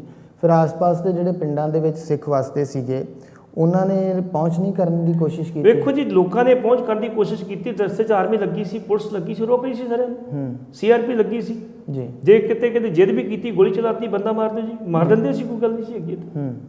ਕਈ ਬੰਦੇ ਮਰੇ ਵੀ ਹੈਗੇ ਸੀ। ਲੋਕਾਂ ਦੇ ਵਿੱਚ ਜਜ਼ਬਾ ਸੀ, ਇਸੇ ਕਰਕੇ ਉਹਨਾਂ ਨੇ 35-40 ਗੁਰਦੁਆਰਿਆਂ ਤੇ ਹੋਰ ਵੀ ਲਾਤੀ ਸੀ ਸਿਕਿਉਰਿਟੀ ਵੀ ਸਿੱਖ ਇੱਥੇ ਇਕੱਠੇ ਹੋ ਕੇ ਕੋਈ ਰਣਨੀਤੀ ਨਾ ਬਣਾਉਣ ਜੀ, ਹੋਰ ਕੋਈ ਕਾਰਨ ਨਹੀਂ ਸੀਗਾ। ਲੇਕਿਨ ਸਿੱਖਾਂ ਨੇ ਕੋਸ਼ਿਸ਼ ਕੀਤੀ ਵੀ ਅਸੀਂ ਜਾਈਏ ਉੱਥੇ, ਪਰ ਸਿੱਖਾਂ ਨੂੰ ਨਹੀਂ ਹੋਣ ਦਿੱਤਾ ਗਿਆ ਉੱਥੇ। ਤੇ ਮੈਂ ਸੋਚਦਾ ਵੀ ਜੇ ਸਿੱਖ ਆ ਵੀ ਜਾਂਦੇ ਤੇ ਕਰ ਕੁਛ ਨਹੀਂ ਸੀ ਸਕਦੇ, ਜਿੰਨੀ ਆਰਮੀ ਸੀ, ਜਿੰਨੇ ਉਹਨਾਂ ਕੋਲ ਪ੍ਰਬੰਧ ਸੀਗੇ, ਜਿਸ ਤਰੀਕੇ ਨਾਲ ਅਕਾਲ ਤਖਤ ਨੂੰ ਢਾਇਆ ਗਿਆ। ਹੁਣ ਮੈਂ ਤੁਹਾਨੂੰ ਦੱਸਦਾ ਵੀ ਇੱਕ ਇੰਸੀਡੈਂਟ ਚਾਹੁੰਦਾ ਵਾ, ਉਹ ਮੈਨੂੰ ਤਤਕਾਲੀ ਇੱਕ ਜਥੇਦਾਰ ਨੇ ਗੱਲ ਕੀਤੀ ਮੇਰੇ ਨਾਲ। ਕਹਿੰਦਾ ਜੀ ਮੈਂ 5 ਤਰੀਕ ਤੱਕ ਅਕਾਲ ਤਖਤ ਤੇ ਰਿਹਾ, 5 ਨੂੰ ਮੈਂ ਸ਼ਾਮ ਨੂੰ ਹੋ ਗਿਆ, ਮੁੜ ਕੇ ਨਹੀਂ ਜਾਂਦਾ ਸਾਨੂੰ, ਤੇ 6 ਨੂੰ ਅਟੈਕ ਹੋ ਜਾਂਦਾ ਪੂਰਾ। ਅਕਾਲ ਤਖਤ ਦੀ ਗੋਲਾਬੰਦੀ 6 ਨੂੰ ਹੁੰਦੀ। ਕਹਿੰਦਾ ਜਦੋਂ ਮੈਂ 5 ਨੂੰ ਗਿਆ ਤੇ 5 ਨੂੰ ਜਿਹੜਾ ਸੀ ਇਹਨੇ ਸੰਤਾਂ ਨੇ ਇੱਕ ਆਪਣਾ ਏਲਚੀ ਭੇਜਿਆ, ਨਹੀਂ ਸੰਤਾਂ ਨੇ ਕਿਹਾ ਮਹਿਲ ਸਿੰਘ ਬੱਬਰ ਨੂੰ ਮਹਿਲ ਸਿੰਘ ਬੱਬਰ ਜਿਹੜਾ ਸੀ ਉਹ ਆਰਮੀ ਦੇ ਵਿੱਚ ਰਹੇ ਸੀ, ਏਅਰ ਫੋਰਸ। ਉਹਨਾਂ ਨੇ ਕਿਹਾ ਵੀ ਆਹ ਵਾਇਰਲੈਸ ਜਿਹੜੀ ਆ ਜ਼ਿਆਉਲ ਹੱਕ ਨੂੰ ਮਿਲਾ ਪਾਕਿਸਤਾਨ 'ਚ। ਉਹ ਕਹਿੰਦੇ ਜੀ ਕਿਹੜੀ ਫ੍ਰੀਕੁਐਂਸੀ ਤੇ? ਉਹ ਕਹਿੰਦੇ ਜੀ ਇਹ ਜਨਰਲ ਸਪੀਕਰ ਨੂੰ ਪੁੱਛ ਲਾ, ਮੈਨੂੰ ਨਹੀਂ ਪਤਾ। ਜਦੋਂ ਉਹਨੂੰ ਮਿਲਾਈ ਗਈ, ਜਿਹੜਾ ਜਨਰਲ ਜ਼ਿਆਉਲ ਹੱਕ ਸੀ ਉਹ ਸਿੱਖਾਂ ਦੇ ਬਹੁਤਾ ਹੱਕ 'ਚ ਨਹੀਂ ਸੀ ਹੈਗਾ। ਤੇ ਜਦੋਂ ਉਹਨੂੰ ਕਿਹਾ ਗਿਆ ਵੀ ਤੂੰ ਕਹਿੰਦਾ ਸੀ ਵੀ ਜੇ ਆਰਮੀ ਅਟੈਕ ਕਰੂਗੀ ਤੇ ਪਾਕਿਸਤਾਨ ਨੂੰ ਅਟੈਕ ਕਰੂਗਾ ਤੇ ਤੂੰ ਕਰ। ਉਹ ਕਹਿੰਦਾ ਸੰਤ ਜੀ ਮੈਂ ਅਟੈਕ ਨਹੀਂ ਕਰ ਸਕਦਾ। ਕਹਿੰਦਾ ਕਿਉਂ? ਕਹਿੰਦਾ ਜੀ ਤੁਸੀਂ ਡਿਕਟੇਟਰ ਮੋਰਚਾ ਨਹੀਂ, ਮੈਨੂੰ ਡਿਕਟੇਟਰ ਮੋਰਚਾ ਆ ਕੇ ਤੇ ਮੈਂ ਅਟੈਕ ਕਰ ਦੂੰਗਾ। ਉਹਨੂੰ ਪਤਾ ਸੀ ਡਿਕਟੇਟਰ ਮੋਰਚੇ ਨੇ ਨਹੀਂ ਕਹਿਣਾ। ਸੰਤਾਂ ਨੇ ਆਪਣਾ ਇੱਕ ਬੰਦਾ ਭੇਜਿਆ ਉੱਥੇ ਸੰਤ ਲੌਂਗੋਵਾਲ ਕੋਲੇ, ਉੱਥੇ ਜਥੇਦਾਰ ਗੁਰਚਰਨ ਸਿੰਘ ਟੋੜਾ ਬੈਠੇ ਸੀਗੇ। ਤੇ ਜਦੋਂ ਇਹਨੇ ਜਾ ਕੇ ਗੱਲ ਕੀਤੀ ਵੀ ਸੰਤਾਂ ਨੇ ਮੈਨੂੰ ਭੇਜਿਆ ਤੁਹਾਡਾ ਇਹ ਮੈਸੇਜ ਦੇ ਕੇ, ਤੇ ਟੋੜੇ ਨੇ ਕਿਹਾ ਤੋਏ ਸਾਡਾ ਨਹੀਂ ਕੋਈ ਅੱਖ ਲੱਗਦਾ ਨਾ ਅਸੀਂ ਕਿਹਨੂੰ ਕਹਿਣਾ ਹੀ ਆ, ਜਾਂ ਆਪਣੇ ਤਾਂ ਉਸ ਨੂੰ ਕਹੇ ਸੰਤ ਨੂੰ ਗੱਲ ਕਰ ਲਿਓ ਨਾ ਜਾ ਕੇ, ਅਸੀਂ ਨਹੀਂ ਗੱਲ ਕਰਨੀ। ਮਤਲਬ ਅਕਾਲੀ ਲੀਡਰਸ਼ਿਪ ਚਾਹੁੰਦੀ ਸੀ ਵੀ ਇੱਥੇ ਨੁਕਸਾਨ ਹੋਵੇ। ਅਸੀਂ ਇੱਥੇ ਰੋਟੀਆਂ ਸਿੱਕੀ ਜਿਹੜੀ ਅੱਜ ਤੱਕ ਸਿੱਕੀਆਂ ਜਾ ਰਹੀਆਂ। ਬਿਲਕੁਲ। ਤੇ ਜੇ ਚਾਹੁੰਦੇ, ਜੇ ਉਹ ਗੱਲ ਕਰਦੇ ਸ਼ਾਇਦ ਅਟੈਕ ਹੁੰਦਾ ਤੇ ਇਹਨਾਂ ਨੁਕਸਾਨ ਨਾ ਹੁੰਦਾ। ਲੇਕਿਨ ਜੇ ਪੁੱਟੋ ਵਰਗਾ ਕੋਈ ਜਰਨੈਲ ਹੁੰਦਾ ਤਾਂ ਜ਼ਰੂਰ ਅਟੈਕ ਕਰ ਦਿੰਦਾ। ਜਾਲ ਹੁੱਕ ਪਤਾ ਸਿੱਖਾਂ ਦੇ ਹੱਕ 'ਚ ਨਹੀਂ, ਜਿਸ ਕਰਕੇ ਅਟੈਕ ਨਹੀਂ ਕੀਤਾ। ਪਹਿਲਾਂ ਉਹਨਾਂ ਦੇ ਜਰਨੈਲ ਕਹਿੰਦੇ ਰਹੇ ਵੀ ਅਸੀਂ ਅਟੈਕ ਕਰਾਂਗੇ, ਅਸੀਂ ਕਹੇ ਮੁੱਕੇ ਸਮੇਂ ਦੇ ਆਉਣ 'ਤੇ ਨਹੀਂ ਕੀਤਾ ਕਿਸੇ ਨੇ। ਸੋ ਬਿਲਕੁਲ ਪ੍ਰੋਗਰਾਮ ਜਿਹੜਾ ਆ ਇਹ ਕੌਮੀ ਮੁੱਦੇ ਇਸੇ ਤਰ੍ਹਾਂ ਹੀ ਜਾਰੀ ਰਹੇਗਾ। ਗੱਲ ਕਰ ਰਹੇ ਹਾਂ ਜੂਨ 1984 ਦੇ ਵਿੱਚ ਵਾਪਰੇ ਘੱਲੂਘਾਰੇ ਦੀ। ਸੋ ਇਹ ਪ੍ਰੋਗਰਾਮ ਇਸੇ ਤਰ੍ਹਾਂ ਹੀ ਜਾਰੀ ਰਹੇਗਾ। ਸਮਾਂ ਇੱਕ ਬ੍ਰੇਕ ਦਾ ਹੈ, ਬ੍ਰੇਕ ਤੋਂ ਬਾਅਦ ਫਿਰ ਹੁੰਦੇ ਹਾਂ ਹਾਜ਼ਰ। ਵਾਹਿਗੁਰੂ ਜੀ ਕਾ ਖਾਲਸਾ, ਵਾਹਿਗੁਰੂ ਜੀ ਖਾਲਸਾ, ਵਾਹਿਗੁਰੂ ਜੀ ਕੀ ਫਤਿਹ ਜੀ।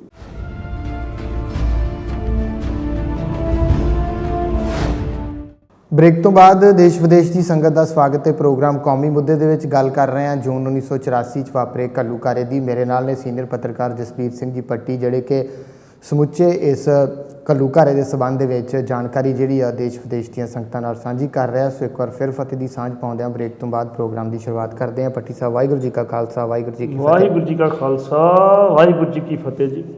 ਪੱਟੀ ਸਾਹਿਬ, ਫਿਰ ਜਦੋਂ ਅਟੈਕ ਹੁੰਦਾ ਆ, ਫਿਰ ਸਿੰਘ ਜਿਹੜੇ ਆ ਉਹ ਸ਼ਹੀਦ ਹੋ ਜਾਂਦੇ ਆ, ਤਾਂ ਕਿਵੇਂ ਦਾ ਉੱਥੇ ਮੰਜ਼ਰ ਕਿਵੇਂ ਦਾ ਸੀਗਾ? ਕਿਉਂਕਿ ਆਮ ਲੋਕ ਸ਼ਰਧਾਲੂ ਜਿਹੜੇ ਸੀਗੇ ਉਹ ਵੀ ਉੱਥੇ ਨਤਮਸਤਕ ਹੋਣ ਵਾਸਤੇ ਆਏ ਸੀਗੇ, ਤਾਂ ਉੱਥੇ ਕਿਵੇਂ ਦੇ ਹਾਲਾਤ ਸੀਗੇ? ਵੇਖੋ ਜੀ, ਕਿਸੇ ਵੀ ਸ਼ਰਧਾਲੂ ਨੂੰ ਇਹ ਆਸ ਨਹੀਂ ਸੀ ਵੀ ਦਰਬਾਰ ਸਾਹਿਬ ਦੇ ਵਿੱਚ ਜਿਹੜੀ ਪੁਲਿਸ ਐਂਟਰ ਹੋਏਗੀ ਜੀ, ਆਰਮੀ ਐਂਟਰ ਹੋਏਗੀ। ਸਭ ਨੂੰ ਇਹ ਸੀ ਵੀ ਦਰਬਾਰ ਸਾਹਿਬ ਦੀ ਐਂਟਰ ਨਹੀਂ ਹੋ ਸਕਦੀ ਜੀ। ਜਦੋਂ ਇਹਨਾਂ ਪਹਿਲੀ ਕਾਲ ਦਿੱਤੀ ਹੈ ਬਾਹਰ ਆਜੋ ਜਿਹਨੇ ਆਉਣਾ, ਕੁਛ ਲੋਕ ਆਗੇ ਕੁਛ ਰਹਿ ਗਏ ਜੀ। ਕਿਸੇ ਨੂੰ ਉਮੀਦ ਨਹੀਂ ਸੀ ਵੀ ਇਹ ਗੱਲ ਹੋਏਗੀ। ਲੇਕਿਨ ਉਹ ਜਿਹੜੇ ਲੋਕ ਅੰਦਰ ਰਹਿ ਗਏ ਉਹ ਵਿਚਾਰੇ ਨਿਰਦੋਸ਼ ਮਾਰੇ ਗਏ। ਜਨਰਲ ਬਰਾੜ ਜੀ ਆਪਣੀ ਕਿਤਾਬ ਉਸ 'ਚ ਲਿਖਦਾ ਜੀ ਵੀ ਸਾਡੇ ਜਿਹੜੇ ਜਵਾਨ ਸੀ ਉਹਨਾਂ ਦੇ ਵਿੱਚ ਬੜੀ ਵੱਡੀ ਇੱਕ ਗੱਲ ਪਾਈ ਜਾ ਰਹੀ ਸੀ ਵੀ ਪਰਵੀ ਚੱਕਰ ਮੈਂ ਲੈਣਾ, ਫਲਾਣਾ ਲੈਣਾ, ਟਿਕੜੀ ਲੈਣਾ। ਉਹ ਕਰੋਲਿੰਗ ਕਰਦੇ ਜਿਹੜੇ ਵਧ ਰਹੇ ਸੀ ਅਕਾਲ ਤਖਤ ਵੱਲ। ਲੇਕਿਨ ਜਿਹੜੇ ਅਗਲੋਂ ਬਰਸਟ ਆ ਰਹੇ ਸੀਗੇ ਉਹ ਇੰਨੇ ਖਤਰਨਾਕ ਸੀ ਵੀ ਇੱਕ ਵੀ ਬੰਦਾ ਸਾਡਾ ਨਹੀਂ ਬਚਿਆ ਉੱਥੇ। ਸਾਰੇ ਬੰਦੇ ਮਾਰੇ ਗਏ ਜੀ। ਜਦੋਂ ਬੰਦੇ ਮਾਰੇ ਗਏ ਅਸੀਂ ਜੰਗ ਲੜਦੇ ਰਹੇ। ਮੁੜ ਕੇ ਅਸੀਂ ਇੱਕ ਫੈਸਲਾ ਕੀਤਾ ਵੀ ਵੇਖੋ ਜੀ ਨਵੇਂ ਮੁੰਡੇ ਕੱਲ੍ਹ ਨੂੰ ਭੇਜਣੇ ਆ, ਜਿਹੜੇ 40 ਸਾਲ ਤੋਂ ਉੱਪਰ ਭੇਜੋ। ਤਾਂ ਇੱਕ ਵਾਰੀ ਆਰਮੀ 'ਚ ਬਗਾਵਤ ਹੋ ਗਈ। ਕਹਿੰਦੇ ਇਹ ਕਿਉਂ, ਇਹ ਵਿਤਕਰਾ ਕਿਉਂ ਕੀਤਾ ਜਾ ਰਿਹਾ? ਜਾਨ ਤੱਕ ਨੂੰ ਉਡੀਂਦੀ ਹੁੰਦੀ ਹੈ। ਉਸ ਟਾਈਮ 'ਤੇ ਉਹ ਜਨਰਲ ਬਰਾੜ ਆਪਣੀ ਉਸ ਕਿਤਾਬ 'ਚ ਹੀ ਲਿਖਦਾ, ਕਹਿੰਦਾ ਵੀ ਜਦੋਂ 71 ਦਾ ਅਟੈਕ ਹੋਇਆ ਸੀ ਉਦੋਂ 0.3% ਜਿਹੜੇ ਸੀ ਸਿਰਫ ਫੌਜ, 0.4%, 0.4% ਜਿਹੜੇ ਸੀ ਫੌਜੀ ਆਪਣੀ ਨੌਕਰੀਆਂ ਛੱਡਣ ਲਈ ਤਿਆਰ ਹੋ ਗਏ ਸੀਗੇ। ਸੋ 65 ਦਾ ਜੋ ਅਟੈਕ ਹੋਇਆ ਵਾ, ਜਦੋਂ 71 ਦਾ ਅਟੈਕ ਆਇਆ ਉਦੋਂ 1.3% ਜਿਹੜੇ ਫੌਜੀ ਛੱਡਣ ਤਿਆਰ ਹੋਏ ਸੀਗੇ। ਤੇ ਸਾਕਾ ਨੀਲਾ ਤਾਰਾ ਸਮੇਂ 48% ਫੌਜੀ ਜਿਹੜੇ ਸੀ ਉਹ ਨੌਕਰੀ ਛੱਡਣ ਲਈ ਤਿਆਰ ਹੋ ਗਏ ਸੀ। ਇਹ ਕੀ ਹੋ ਰਿਹਾ ਉੱਥੇ? ਤੇ ਜਵਾਨ ਮਰਦੇ ਗਏ, ਸਰੋਵਰ ਜਿਹੜਾ ਸੀ ਲਾਲ ਹੁੰਦਾ ਗਿਆ। ਕਹਿੰਦਾ ਸਾਨੂੰ ਦਿਸਦਾ ਨਹੀਂ ਵੀ ਕਰੀਏ ਅਸੀਂ ਕੀ ਹੁਣ। ਜੇ ਇੱਕ ਪਾਸਿਓਂ ਕਰਦੇ ਦੂਜੇ ਪਾਸਿਓਂ ਫੈਰ ਆ ਜਾਂਦਾ ਸੀ, ਦੂਜੇ ਪਾਸਿਓਂ ਕਰਦੇ ਤੀਜੇ ਪਾਸਿਓਂ ਫੈਰ ਆਉਂਦਾ ਸੀਗਾ। ਵੀ ਜਨਰਲ ਸਿਲੈਕਸ਼ਨ ਦੀ ਪਲੈਨਿੰਗ ਇਸ ਹਿਸਾਬ ਨਾਲ ਕੀਤੀ ਸੀਗੀ ਵੀ ਇੱਥੇ ਮਤਲਬ ਜਿਸ ਪਾਸੇ ਵੀ ਕੀ ਹੋਏਗਾ ਅਟੈਕ ਕਰੇਗਾ ਉਸੇ ਪਾਸੇ ਉਹਨੂੰ ਜਵਾਬ ਦੇਵਾਂਗੇ ਅਸੀਂ। ਉਹ ਕਹਿੰਦਾ ਵੀ ਜਦੋਂ ਅਸੀਂ ਅੰਦਰ ਬਖਤਰਬੰਦ ਗੱਡੀਆਂ ਲੈ ਕੇ ਗਏ ਜਿਹੜੀਆਂ ਰਸਤੇ 'ਚ ਫਸ ਗਈਆਂ, ਕੁਝ ਜਗ੍ਹਾ 'ਤੇ ਲਿਖਿਆ ਉਹਨੇ ਵੀ ਉੱਥੇ ਟੈਂਕ ਸੀਗਾ, ਉੱਥੇ ਬਰੂਦ ਸੁੱਟਿਆ ਜੀ, ਉੱਥੇ ਆਰਡੀਐਕਸ ਸੁੱਟਿਆ ਜੀ, ਉੱਡ ਗਿਆ ਜੀ, ਉਹ ਸਰੋਵਰ ਜਿੰਨੇ ਮੁੱਠ ਗਿਆ। ਮੈਂ ਕੋਲ ਤਾਂ ਬੰਦਾ ਨਹੀਂ ਵੀ ਜੇ ਸਰੋਵਰ ਵਾਲੇ ਪਾਸੇ ਗਿਆ ਉੱਡ ਕੇ ਤੇ ਫਿਰ ਦੂਜੇ ਪਾਸੇ ਕੋਈ ਨਹੀਂ ਗਿਆ। ਫਿਰ ਦੂਜੇ ਪਾਸੇ ਜਿਹੜੀ ਬਰਾਂਡੇ ਵਗੈਰਾ ਜਾਂ ਸਾਡੇ ਕੋਲ ਖਰਾਬ ਹੋਣੀ ਚਾਹੀਦੀ ਸੀ, ਲੇਕਿਨ ਕੁਛ ਨਹੀਂ ਉਹ ਖਰਾਬ ਹੋਇਆ। ਇਸ ਕਰਕੇ ਮੈਂ ਉਹ ਚੀਜ਼ ਨੂੰ ਨਹੀਂ ਮੰਨਦਾ ਵੀ ਉੱਥੇ ਇਹੋ ਜਿਹੇ ਆਰਡੀਐਕਸ ਸੁੱਟੇ ਗਿਆ ਹੁਣ। ਲੇਕਿਨ ਉਹ ਬਖਤਰਬੰਦ ਦੀਆਂ ਗੱਡੀਆਂ ਜਿਹੜੀਆਂ ਰਸਤੇ 'ਚ ਫਸ ਗਈਆਂ ਜੀ, ਉੱਥੋਂ ਮੁੜ ਕੇ ਕੱਢਣੀਆਂ ਮੁਸ਼ਕਿਲ ਉਹਨਾਂ ਨੂੰ ਹੋ ਗਈਆਂ। ਹੁਣ ਅਗਲੀ ਗੱਲ ਚੱਲਦੇ ਆਪਾਂ ਵੀ ਸੰਤ ਜਿਹੜੇ ਸੀ ਉਹਨਾਂ ਨੇ ਕੀ ਕੀਤਾ ਜਦੋਂ ਫਿਰ ਅਖੀਰਲੇ ਸਮੇਂ ਤੇ ਆ ਗਏ। ਇਸ ਥੋੜਾ ਪਿੱਛੇ ਚੱਲ ਜਾਂਦੇ ਆਪਾਂ ਹੋਰ ਜੀ। ਜਦੋਂ ਅਟੈਕ ਦੀ ਤਿਆਰੀ ਹੋ ਗਈ ਪੂਰੀ ਤੇ ਕੁਝ ਵਿਅਕਤੀ ਗਏ ਸੰਤ ਜੀ ਅਟੈਕ ਤੋਂ ਜਾਣਾ ਤਾਂ ਤੁਸੀਂ ਹੁਣ ਸਮਝੌਤਾ ਕਰ ਲਓ। ਕਹਿੰਦੇ ਆਪਾਂ ਅਰਦਾਸ ਕਰਤੀ ਹੈ ਜੀ, ਹੁਣ ਅਰਦਾਸ ਕੀਤੀ ਹੈ, ਜੋ ਹੋਊਗਾ ਵੇਖੀ ਜੋ ਆਪਾਂ ਕੁਰਬਾਨੀ ਦਿਆਂਗੇ ਆਪਾਂ। ਉਹ ਕਹਿੰਦੇ ਜੀ 5 ਸਿੰਘਾਂ ਨੇ ਹੁਕਮ ਕੀਤਾ ਸੀ ਗੁਰੂ ਗੋਬਿੰਦ ਸਿੰਘ ਨੂੰ ਵੀ ਛੱਡ ਕੇ ਚਲੇ ਗਏ ਸੀ ਨਾ। ਉਹ ਕਹਿੰਦੇ ਜੋ ਤੁਹਾਡੀ ਗੱਲ ਠੀਕ ਉਦੋਂ ਹਾਲਾਤ ਹੀ ਸੀਗੇ, ਉਹ ਛੱਡ ਕੇ ਚਲੇ ਗਏ ਗੁਰੂ ਸਾਹਿਬ। ਮੈਂ ਕੋਈ ਗੁਰੂ ਨਹੀਂ, ਮੈਂ ਤਾਂ ਉਹਦਾ ਸੇਵਾਦਾਰ ਹਾਂ ਤੇ ਮੇਰੀ ਡਿਊਟੀ ਲੱਗੀ ਆ ਜ਼ੁਲਮ ਤੇ ਜ਼ਾਲਮ ਦਾ ਟੱਕਰ ਲੈਣ ਦੀ, ਤੇ ਮੈਂ ਉਸੇ ਪਾਸੇ ਤੇ ਲੱਗਾ ਰਹੂੰਗਾ ਜੀ। ਉਹ ਫਿਰ ਸੰਤਾਂ ਨੇ ਜਦੋਂ ਅੰਦਰੋਂ ਉਹਨਾਂ ਨੇ ਅਟੈਕ ਕੀਤਾ, ਫਿਰ ਜਦੋਂ ਬੰਬਾਰਮੈਂਟ ਕੀਤੀ ਆ, ਬੰਬਾਰਮੈਂਟ ਕਰਨ ਤੋਂ ਕਾਲ ਤੱਕ ਢਾਇਆ ਗਿਆ ਵਾ। ਇਹ ਸੰਤ ਅੰਦਰ ਸਨ ਜੀ, ਇਹਨਾਂ ਨੇ ਬਾਹਰ ਨਿਕਲ ਕੇ ਜਿਹੜੇ ਸੀ ਗੋਲੀ ਚਲਾਉਣੀ ਸ਼ੁਰੂ ਕਰਤੀਆਂ ਤੇ ਫਿਰ ਉਦੋਂ ਇਹ ਗੋਲੀ ਦਾ ਸ਼ਿਕਾਰ ਹੋਏ ਨਿਸ਼ਾਨ ਸਾਹਿਬ ਦੇ ਕੋਲ ਜੀ। ਉੱਥੇ ਭਾਈ ਅਮਰੀਕ ਸਿੰਘ ਸੀ, ਇਹ ਸੀ, ਸਾਰੇ ਜਿਹੜੇ ਸੀ ਸ਼ਹੀਦ ਹੋ ਗਏ ਜੀ। ਜਿਹੜੇ ਕਹਿਣ ਵਾਲੇ ਕੁਝ ਸਰਕਾਰੀ ਤੌਰ ਤੇ ਬੰਦੇ ਨੇ ਜੀ, ਉਹ ਤਾਂ ਬੜਾ ਕੁਝ ਕਹਿੰਦੇ, ਪਰ ਮੇਰੇ ਮਨ ਅੰਦਰ ਗੱਲ ਨਹੀਂ ਆਉਂਦੀ। ਉਹ ਕਿਉਂ ਨਹੀਂ ਆਉਂਦੀ ਵੀ ਉਹਨਾਂ ਨੇ ਕਿਹਾ ਵੀ ਭਾਈ ਅਮਰੀਕ ਸਿੰਘ ਨੇ ਇੰਨੀ ਗੱਲ ਕਹੀ ਸੰਤਾਂ ਨੂੰ ਵੀ ਜੀ ਮਹਾਰਾਜ ਜੀ ਆਪਾਂ ਸਰੈਂਡਰ ਕਰ ਦਈਏ, ਤੇ ਉਹਨਾਂ ਨੇ ਕਿਹਾ ਵੀ ਮੈਂ ਤੇ ਕਰਨਾ ਨਹੀਂ ਗਾ, ਤੁਸੀਂ ਕਰਨਾ ਕਰੋ। ਲੇਕਿਨ ਮੇਰੇ ਮੰਨਣ ਦੀ ਗੱਲ ਨਹੀਂ ਹੈਗੀ ਵੀ ਭਾਈ ਅਮਰੀਕ ਸਿੰਘ ਨੇ ਇਹ ਗੱਲ ਕਹੀ ਹੋਊਗੀ। ਲੇਕਿਨ ਕੁਝ ਲੋਕ ਇਸ ਗੱਲ ਨੂੰ ਜਿਹੜੀ ਉਹ ਜਿਹੜੇ ਸਰਕਾਰ ਪੱਖੀ ਲੋਕ ਉਹ ਬੜਾਵਾ ਦਿੰਦੇ ਕਿ ਸਰਕਾਰ ਦਾ ਕੰਮ ਹੁੰਦਾ ਬਦਨਾਮ ਵੱਧ ਤੋਂ ਵੱਧ ਕਰ। ਬਿਲਕੁਲ ਸਰਕਾਰ ਨੇ ਤੇ ਵੀ ਕਹਿਤਾ ਜੀ ਲਾਸ਼ਾਂ ਦਬਾਤੀਆਂ ਜੀ, ਉੱਥੇ ਉਹ ਕਰਤਾ ਜੀ, ਬੜਾ ਕੁਝ ਕਹਿਤਾ ਸਰਕਾਰ ਨੇ। ਇਸ ਕਰਕੇ ਸਰਕਾਰ ਵਧਾ ਚੜ੍ਹ ਕੇ ਉਹਨੂੰ ਪੇਸ਼ ਕਰ ਰਹੀ। ਫਿਰ ਸੰਤਾਂ ਦੀ ਸ਼ਨਾਖਤ ਜਿਹੜੀ ਸੀ ਉੱਥੋਂ ਸੰਤਾਂ ਨੂੰ ਜਿਹੜਾ ਸੀ ਲਿਆ ਕੇ ਘੰਟਾ ਘਰ ਵਾਲੇ ਪਾਸੇ ਉੱਥੇ ਉਹਦੀ ਲਾਸ਼ ਜਿਹੜੀ ਸੀ ਰੱਖੀ ਗਈ ਉਹਨਾਂ ਦੀ। ਉੱਥੇ ਲਾਸ਼ ਲਿਆਉਣ ਰੱਖਣ ਤੋਂ ਬਾਅਦ ਜਿਹੜਾ ਸੀ ਫਿਰ ਉਹਨਾਂ ਦੇ ਭਰਾ ਜਿਹੜੇ ਕੈਪਟਨ ਸੀ ਉਸ ਟਾਈਮ ਆਰਮੀ ਕੈਪਟਨ ਸੀ ਆਰਮੀ ਦੇ ਵਿੱਚ ਹਰਜਨ ਸਿੰਘ, ਉਹਨਾਂ ਕੋਲ ਸ਼ਨਾਖਤ ਕਰਾਈ ਗਈ ਜੀ।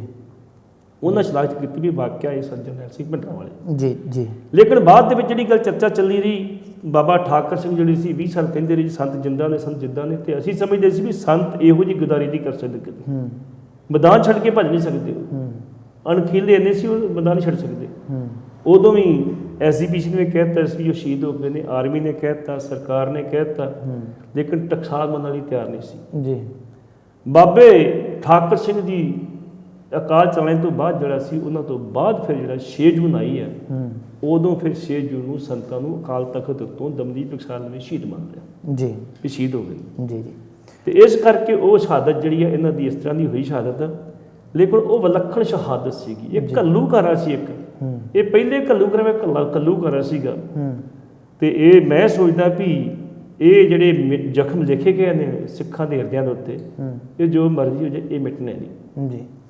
ਸੋ ਉਸ ਤੋਂ ਬਾਅਦ ਦੇ ਵਿੱਚ ਪੱਟੀ ਸਾਹਿਬ ਜਦੋਂ ਇਹ ਘਟਨਾਕ੍ਰਮ ਸਾਰਾ ਜਿਹੜਾ ਵਾਪਰ ਜਾਂਦਾ, ਉਸ ਤੋਂ ਕੁਝ ਦਿਨ ਬਾਅਦ ਦੇ ਵਿੱਚ ਗਿਆਨੀ ਜੈਲ ਸਿੰਘ ਸ਼੍ਰੀ ਦਰਬਾਰ ਸਾਹਿਬ ਵਿਖੇ ਪਹੁੰਚਦੇ ਆ। ਗਿਆਨੀ ਜੈਲ ਸਿੰਘ ਸਿੱਖ ਹੋਣ ਦੇ ਨਾਤੇ ਉਦੋਂ ਰਾਸ਼ਟਰਪਤੀ ਸੀਗਾ, ਕੀ ਉਸ ਨੂੰ ਨਹੀਂ ਸੀ ਪਤਾ ਕਿ ਦਰਬਾਰ ਸਾਹਿਬ 'ਤੇ ਅਟੈਕ ਕੀਤਾ ਜਾ ਰਿਹਾ, ਸ਼੍ਰੀ ਅਕਾਲ ਤਖਤ 'ਤੇ ਅਟੈਕ ਕੀਤਾ ਜਾ ਰਿਹਾ, ਜਾਂ ਫਿਰ ਉਹ ਇਸ ਰੋਸ ਦੇ ਵਜੋਂ ਅਸਤੀਫਾ ਦੇ ਦਿੰਦਾ? ਉਹਦੀ ਕੀ ਮਜਬੂਰੀ ਰਹੀ?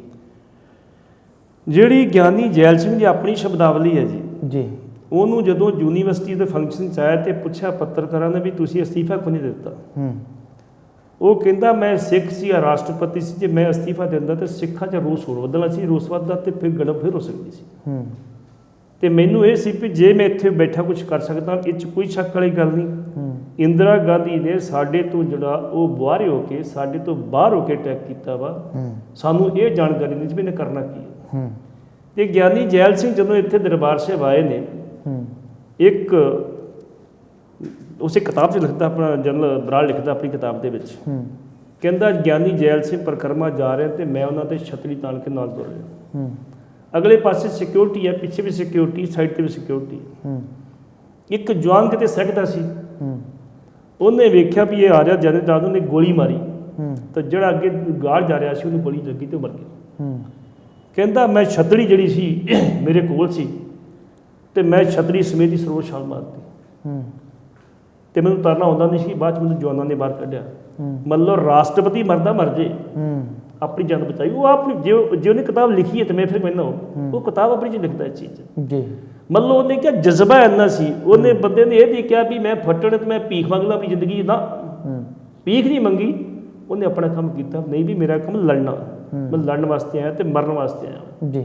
ਤੇ ਉਹਨੇ ਗੋਲੀ ਮਾਰੀ ਉਦੋਂ। ਜੀ ਜੀ। ਇਸ ਕਰਕੇ ਮੈਂ ਸੋਚਦਾ ਵੀ ਜਿਹੜੀ ਇਹ ਅੰਦਰ ਜਜ਼ਬਾਤ ਸੀ ਉਹਨਾਂ ਦੇ ਵਿੱਚ ਲੜਨ ਵਾਲੇ ਜਿਹੜੇ ਮੁੰਡੇ ਸੀ ਅੰਦਰ, ਉਹ ਇਹ ਸੋਚ ਕੇ ਬੈਠੇ ਸੀ ਅਸੀਂ ਮਰਨਾ ਇੱਥੇ, ਅਸੀਂ ਸ਼ਹੀਦ ਹੋਣਾ ਇੱਥੇ, ਉਹਨੇ ਵਾਪਸ ਨਹੀਂ ਜਾਣਾ ਇੱਥੇ। ਜੀ ਜੀ।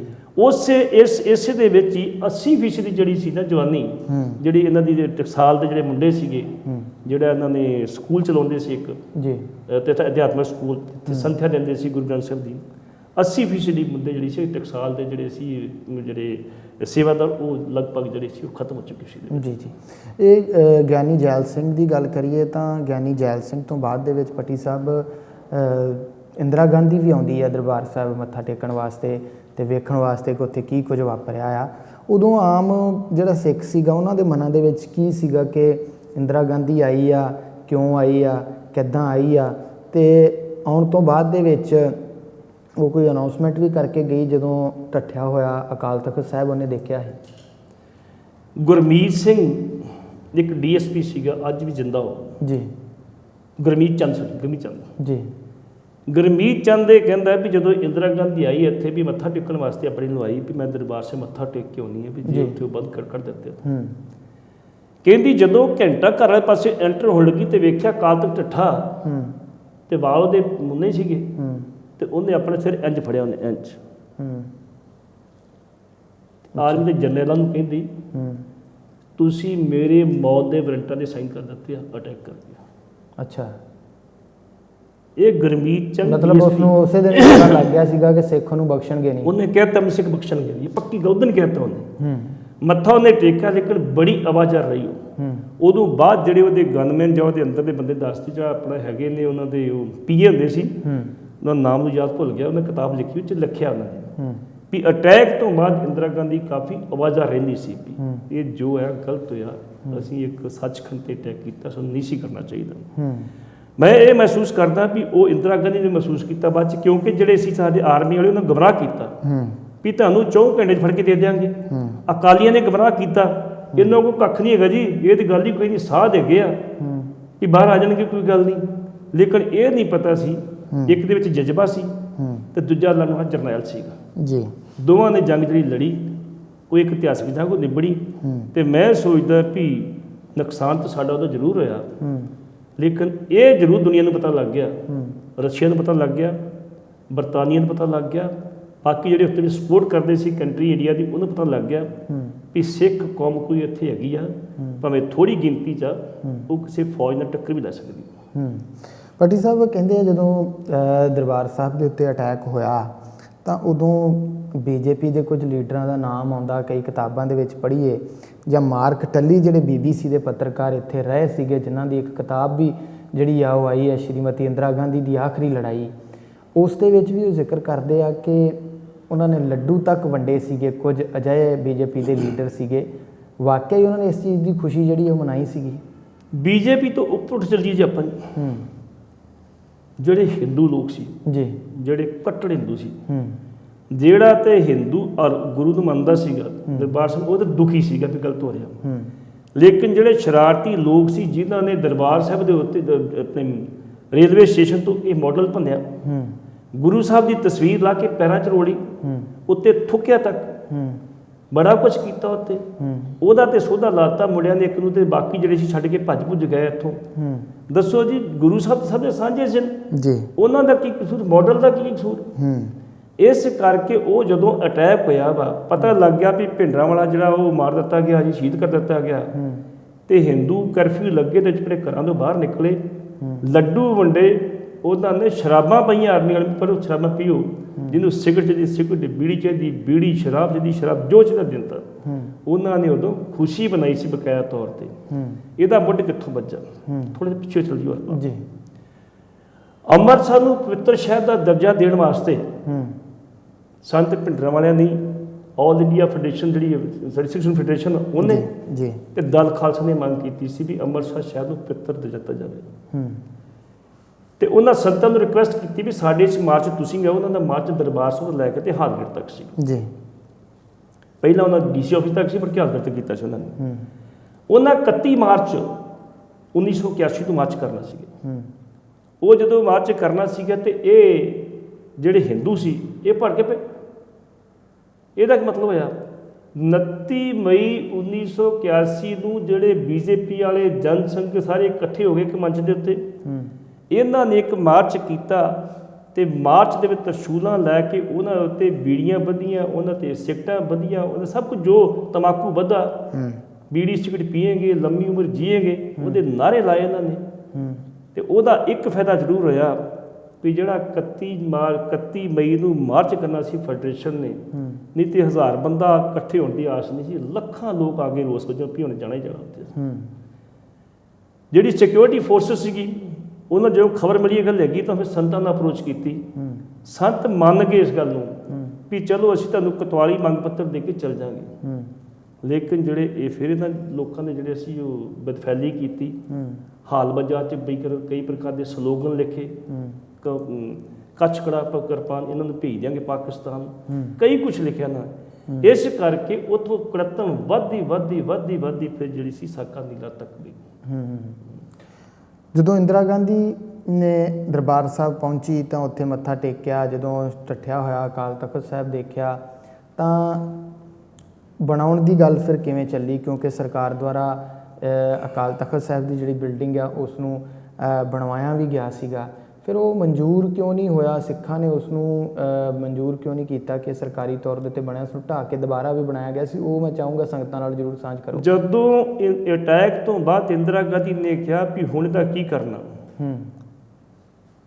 ਤੇ ਬੂਟਾ ਸਿੰਘ ਹੋਮ ਮਿਨਿਸਟਰ ਸਨ ਉਦੋਂ, ਉਸ ਟਾਈਮ ਦੇ ਉੱਤੇ ਉਹਨਾਂ ਨੇ ਗਿਆਨੀ ਜੈਲ ਸਿੰਘ ਨੇ ਹੋਰ ਜਿਹੜੇ ਸਰਕਾਰ ਨੂੰ ਅੱਜ ਲੀਡਰ ਸਨ ਉਹਨਾਂ ਨੇ ਇਹਨਾਂ ਨੂੰ ਕਿਹਾ ਵੀ ਭਾਈ ਤੁਸੀਂ ਨਵਾਂ ਬਣਾ ਦਿਓ। ਇੰਦਰਾ ਗਾਂਧੀ ਨੇ ਮੇਰੇ ਖਿਆਲ ਅਰਬਾਂ ਰੁਪਏ ਖਰਚ ਕਰਕੇ ਇੱਕ ਤੇਜਵੰਤ ਸਿੰਘ ਠੇਕੇਦਾਰ ਹੁੰਦਾ ਸੀ ਦਿੱਲੀ ਦਾ ਜੀ, ਬੜੇ ਕਬਲੇ ਕੁਬਲੇ ਕੀਤੇ, ਅੱਜ ਵੀ ਕੀਤੇ ਉਹਨੇ, ਕਬਲੇ ਕੁਬਲੇ ਕੀਤੇ ਬੜੇ ਕੀਤੇ ਆ।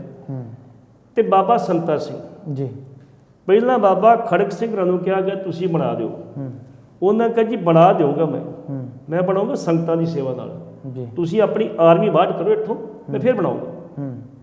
ਲੇਕਿਨ ਸਰਕਾਰ ਇਸ ਲਈ ਤਿਆਰ ਨਹੀਂ ਸੀ ਵੀ ਜੇ ਆਰਮੀ ਬਾਹਰ ਕੱਢਦੀ ਲੋਕ ਵੇਖ ਕੇ ਭੜਕ ਪਏ ਤੇ ਮੁੜ ਕੇ ਪੰਜਾਬ ਨੂੰ ਕੰਟਰੋਲ ਕਰਨਾ ਔਖਾ ਹੋ ਜਾਊਗਾ। ਉਸ ਟਾਈਮ ਦੇ ਉੱਤੇ ਫਿਰ ਬਾਬਾ ਖੜਕ ਸਿੰਘ ਨਾ ਕਰਤੀ ਵੀ ਮੈਂ ਨਹੀਂ ਆਰਮੀ ਦੇ ਵਿੱਚ ਮੈਂ ਨਹੀਂ ਕੰਮ ਕਰ ਸਕਦਾ। ਇਹਨਾਂ ਨੇ ਫਿਰ ਬਾਬਾ ਸੰਤਾ ਸਿੰਘ ਨੂੰ ਖੜਾ ਕੀਤਾ, ਭਾਈ ਤੂੰ ਖੜਾ ਹੋ ਜਾ, ਕੰਮ ਤਾਂ ਅਸੀਂ ਕਰਨਾ। ਉਹ ਫਿਰ ਜਿਹੜੀ ਕਾਰ ਸੇਵਾ ਸੀ ਸੰਸਕਾਰ ਸੇਵਾ ਜਿਹੜੀ ਸੀ ਉਹ ਬਾਬੇ ਸੰਤਾ ਸਿੰਘ ਕੋ ਕਰਵਾਈ ਗਈ, ਜਿਹੜਾ ਨਿਹੰਗ ਮੁਖੀ ਬੁੱਢਾ ਦਲ ਦਾ ਸੀਗਾ। ਕਿਸੇ ਟਾਈਮ ਦੇ ਉੱਤੇ ਬੁੱਢਾ ਦਲ ਦੀ ਬੜੀ ਕੁਰਬਾਨੀ ਰਹੀ ਹੈ। ਜੱਸਾ ਸਿੰਘ ਆਹਲੂਵਾਲੀਆ ਦੇ ਬੰਦੇ ਜਿਹਦੇ ਮੁਖੀ ਰਹੇ ਨੇ ਤੇ ਬਾਬਾ ਦੀਪ ਸਿੰਘ ਦੇ ਡਿਪਟੀ ਮੁਖੀ ਰਹੇ ਨੇ ਤੇ ਉਸ ਟਾਈਮ ਦੇ ਉੱਤੇ ਜਿਹੜੇ ਸੀ ਇਹਨਾਂ ਨੇ ਫਿਰ ਬਾਬੇ ਸੰਤਾ ਸਿੰਘ ਨੇ ਕਰਾਈ। ਤੇਜਵੰਤ ਸਿੰਘ ਠੇਕੇਦਾਰ ਸੀ ਜਿਹੜਾ ਬਿਲਡਿੰਗ ਥੇ ਦਿੱਲੀ ਦਾ ਉਹਦੇ ਰਾਹੀਂ ਕਰਾਈ। ਹੁਣ ਉਹ ਦੱਸਦਾ ਵਾ, ਕਈ ਵਾਰੀ ਉਹ ਦੱਸਦਾ ਹੁੰਦਾ ਵੀ ਜਿਹਦੇ ਉੱਤੇ 5 ਰੁਪਏ ਖਰਚ ਹੋਣੇ ਸੀ ਅਸੀਂ 100 ਰੁਪਏ ਲਾਇਆ, ਸਰਕਾਰ ਨੇ ਖਰਚ ਕੀਤੇ।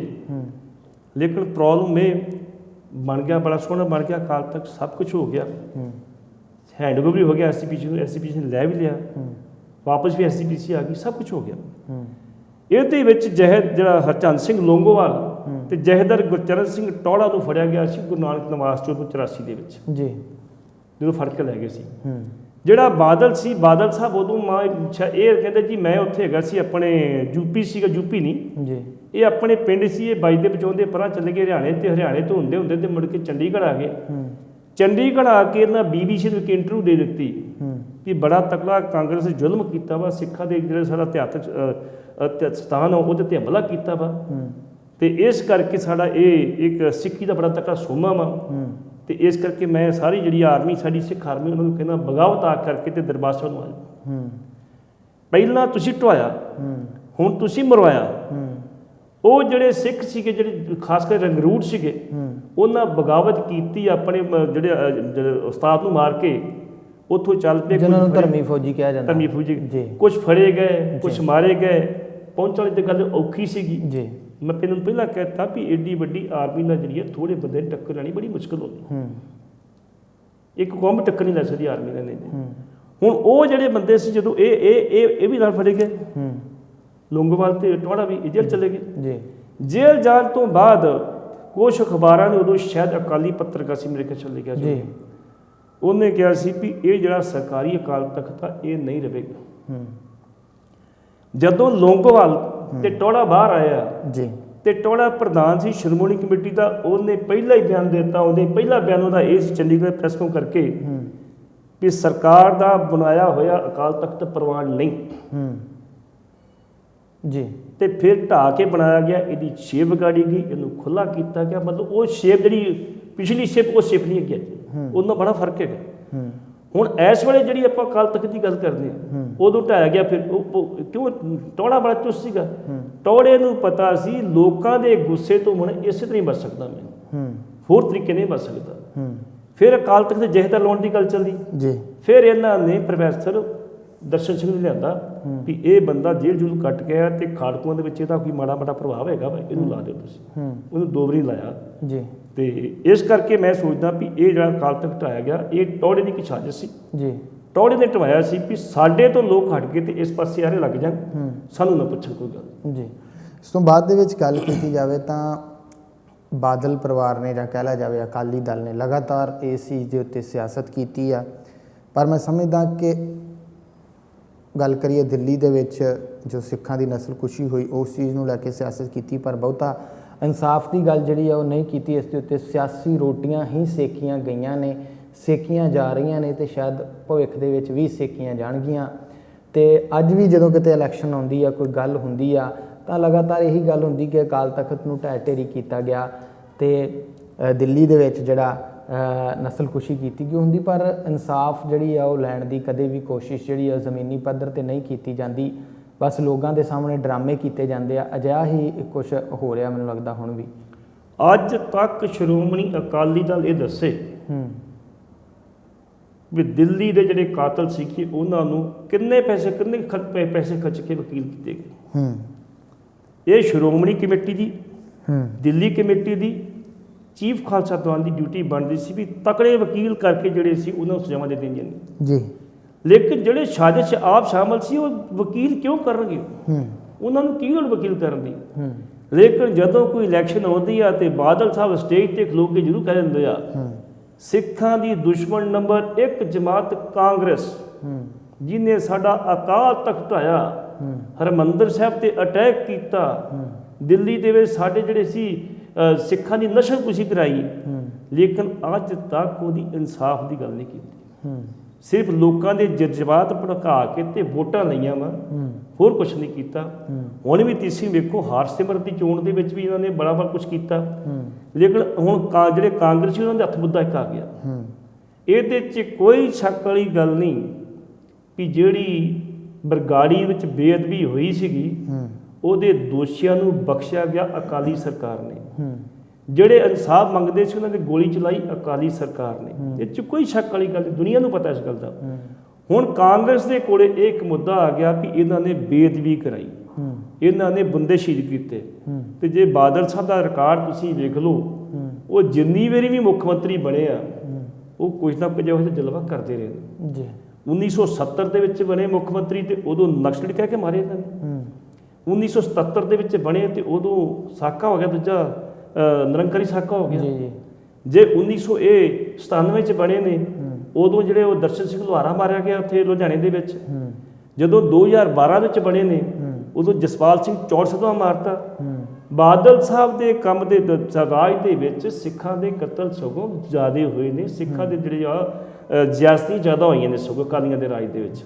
ਉਹਨਾਂ ਨੂੰ ਸਿਰਫ ਇਹ ਆ ਵੀ ਸਾਨੂੰ ਸੱਤਾ ਚਾਹੀਦੀ ਹੈ, ਬਾਕੀ ਜੋ ਮਰਜ਼ੀ ਹੋ ਜੇ। ਹੁਣ ਵੀ ਇਸੇ ਗੱਲ 'ਤੇ ਬੈਠੇ ਸੀ, ਸਾਨੂੰ ਸੌਦਾ ਸਾਧ ਦੀਆਂ ਵੋਟਾਂ ਮਿਲ ਜਾਣ, ਸਾਡਾ ਸਰਕਾਰ ਬਣ ਜਾਵੇ, ਬਾਕੀ ਜੇ ਬੇਅਦਬੀ ਦੀ ਕਿਹੜੀ ਗੱਲ ਆ, ਵੀ 4 ਦਿਨ ਲੋਕ ਰੌਲਾ ਪਾ ਕੇ ਹਟ ਜਾਣਗੇ। ਜੇ ਉਹਨਾਂ ਨੂੰ ਪਤਾ ਹੁੰਦਾ ਵੀ ਇਹਨਾਂ ਦੀ ਗਲੇ ਦੀ ਹੱਡੀ ਬਣਨਾ ਵਾ, ਸ਼ਾਇਦ ਉਦੋਂ ਉਹ ਐਕਸ਼ਨ ਲੈ ਲੈਂਦੇ। ਅੱਜ ਵੀ ਹਰਸਿਮਰਤ ਦੀ ਕਾਮਯਾਬੀ ਇਸੇ ਕਰਕੇ ਹੋਈ ਆ ਵੀ ਸੌਦਾ ਸਾਧ ਦੇ ਬਾਬਾ ਰਾਮ ਰਹੀਮ ਦੇ ਚੇਲਿਆਂ ਨੇ ਵੋਟਾਂ ਜਿਹੜੀਆਂ ਅਕਾਲੀ ਦਲ ਨੂੰ ਪਾਈਆਂ। ਜੇ ਉਹ ਨਾ ਪਾਉਂਦੇ ਤੇ ਸ਼ਾਇਦ ਉਹ ਕਾਮਯਾਬ ਨਾ ਹੁੰਦੀ। ਸੋ ਬਿਲਕੁਲ ਸ਼੍ਰੀ ਅਕਾਲ ਤਖਤ ਸਾਹਿਬ ਦੇ ਉੱਤੇ ਜਿਹੜਾ ਅਟੈਕ ਕੀਤਾ ਗਿਆ, ਉਸ ਦੇ ਵਿੱਚ ਕੌਣ ਸ਼ਾਮਲ ਸੀਗੇ, ਸਮੁੱਚੀ ਗੱਲਬਾਤ ਜਿਹੜੀ ਆ ਅਸੀਂ ਸੀਨੀਅਰ ਪੱਤਰਕਾਰ ਸਰਦਾਰ ਜਸਵੀਰ ਸਿੰਘ ਜੀ ਪੱਟੀ ਹੋਰਾਂ ਤੋਂ ਸੁਣੀ ਤੇ ਜਾਣਿਆ ਕਿ ਕਿਵੇਂ ਅਟੈਕ ਜਿਹੜਾ ਆ ਹੋਇਆ ਆ, ਇਸ ਤੋਂ ਬਾਅਦ ਦੇ ਹਾਲਾਤ ਜਿਹੜੇ ਆ ਕੀ ਬਣੇ ਆ। ਤੇ ਹੁਣ ਵੀ ਸਿਰਫ ਇਹਨਾਂ ਸਿਆਸੀ ਪਾਰਟੀਆਂ ਦੇ ਵੱਲੋਂ ਸਿਆਸੀ ਰੋਟੀਆਂ ਜਿਹੜੀਆਂ ਆ ਉਹ ਸੇਕੀਆਂ ਜਾਂਦੀਆਂ ਨੇ, ਨਾ ਕਿ ਇਹਨਾਂ ਨੂੰ ਦਿਲੋਂ ਕੋਈ ਹਮਦਰਦੀ ਜਿਹੜੀ ਆ ਇਸ ਗੱਲ ਦੀ ਹੈਗੀ ਆ। ਸੋ ਇਸ ਅਕਾਲ ਤਖਤ ਸਾਹਿਬ ਦੇ ਉੱਤੇ, ਦਰਬਾਰ ਸਾਹਿਬ ਦੇ ਉੱਤੇ ਹੋਏ ਹਮਲੇ ਦਾ ਬਦਲਾ ਜਿਹੜਾ ਆ ਉਹ ਸਤਵੰਤ ਸਿੰਘ, ਭਾਈ ਸਤਵੰਤ ਸਿੰਘ ਤੇ ਭਾਈ ਬੇਅੰਤ ਸਿੰਘ ਨੇ ਲਿਆ, ਜਿਨ੍ਹਾਂ ਦੇ ਨਾਲ ਕੇਰ ਸਿੰਘ ਜਿਹੜੇ ਆ ਉਹਨਾਂ ਨੇ ਉਹਨਾਂ ਨੂੰ ਇਸ ਚੀਜ਼ ਦੇ ਬਾਰੇ ਸਮੁੱਚੀ ਜਿਹੜੀ ਆ ਉਹ ਜਾਣਕਾਰੀ ਦਿੱਤੀ, ਉਹਨਾਂ ਨੂੰ ਦੱਸਿਆ। ਤੇ ਉਹ ਇੰਦਰਾ ਗਾਂਧੀ ਦੇ ਬਾਡੀਗਾਰਡ ਸੀਗੇ। ਸੋ ਬਾਡੀਗਾਰਡ ਹੁੰਦਿਆਂ ਹੋਇਆਂ ਉਹਨਾਂ ਨੇ ਇੰਦਰਾ ਗਾਂਧੀ ਤੋਂ ਬਦਲਾ ਲੈ ਕੇ ਕਿਹਾ ਕਿ ਇਹ ਸ਼੍ਰੀ ਅਕਾਲ ਤਖਤ ਸਾਹਿਬ ਦਾ ਬਦਲਾ ਹੈ। ਸੋ ਇੰਦਰਾ ਗਾਂਧੀ ਨੂੰ ਜਿਵੇਂ ਪੱਟੀ ਸਾਹਿਬ ਨੇ ਦੱਸਿਆ ਕਿ ਦਰਬਾਰ ਸਾਹਿਬ ਜਦੋਂ ਉਹ ਘੰਟਾ ਘਰ ਤੋਂ ਅੰਦਰ ਦਾਖਲ ਹੁੰਦੀ ਹੈ ਤਾਂ ਉੱਥੇ ਹੀ ਪਤਾ ਲੱਗ ਗਿਆ ਸੀ ਅਕਾਲ ਤਖਤ ਸਾਹਿਬ ਵੱਲ ਵੇਖ ਕੇ ਕਿ ਉਸ ਨੂੰ ਸਿੱਖ ਜਿਹੜਾ ਆ ਉਹ ਨਹੀਂ ਬਖਸ਼ਣਗੇ। ਸੋ ਇਸੇ ਤਰ੍ਹਾਂ ਹੀ ਹੋਇਆ ਕਿ ਉਸ ਨੂੰ ਨਹੀਂ ਬਖਸ਼ਿਆ ਗਿਆ। ਸੋ ਅੱਜ ਦਾ ਸਮੁੱਚਾ ਪ੍ਰੋਗਰਾਮ ਕੌਮੀ ਮੁੱਦੇ ਘੱਲੂਘਾਰਾ ਜੂਨ 1984 ਨੂੰ ਵਾਪਰਿਆ, ਜਿਹੜਾ 6 ਜੂਨ ਦਾ ਦਿਨ ਆ, ਉਹ ਇਸੇ ਦੇ ਉੱਤੇ ਅਰਦਾਸ ਦੇਣ ਦੇ ਰੂਪ ਦੇ ਵਜੋਂ ਉਹਨਾਂ ਸ਼ਹੀਦਾਂ ਨੂੰ ਯਾਦ ਕਰਦਿਆਂ ਮਨਾਇਆ ਜਾਂਦਾ ਆ। ਸੋ ਇਸ ਪ੍ਰੋਗਰਾਮ ਦੇ ਵਿੱਚ ਸਮੁੱਚੀ ਜਾਣਕਾਰੀ ਦੇਣ ਵਾਸਤੇ ਅਸੀਂ ਪੱਟੀ ਸਾਹਿਬ ਦਾ ਧੰਨਵਾਦ ਕਰਦੇ ਹਾਂ ਤੇ ਇਸ ਪ੍ਰੋਗਰਾਮ ਨੂੰ ਇੱਥੇ ਹੀ ਸਮਾਪਤ ਕਰਦੇ ਹਾਂ। ਬੁਲਾਉਂਦੇ ਹਾਂ ਫਤਿਹ। ਵਾਹਿਗੁਰੂ ਜੀ ਕਾ ਖਾਲਸਾ, ਵਾਹਿਗੁਰੂ ਜੀ ਕੀ ਫਤਿਹ।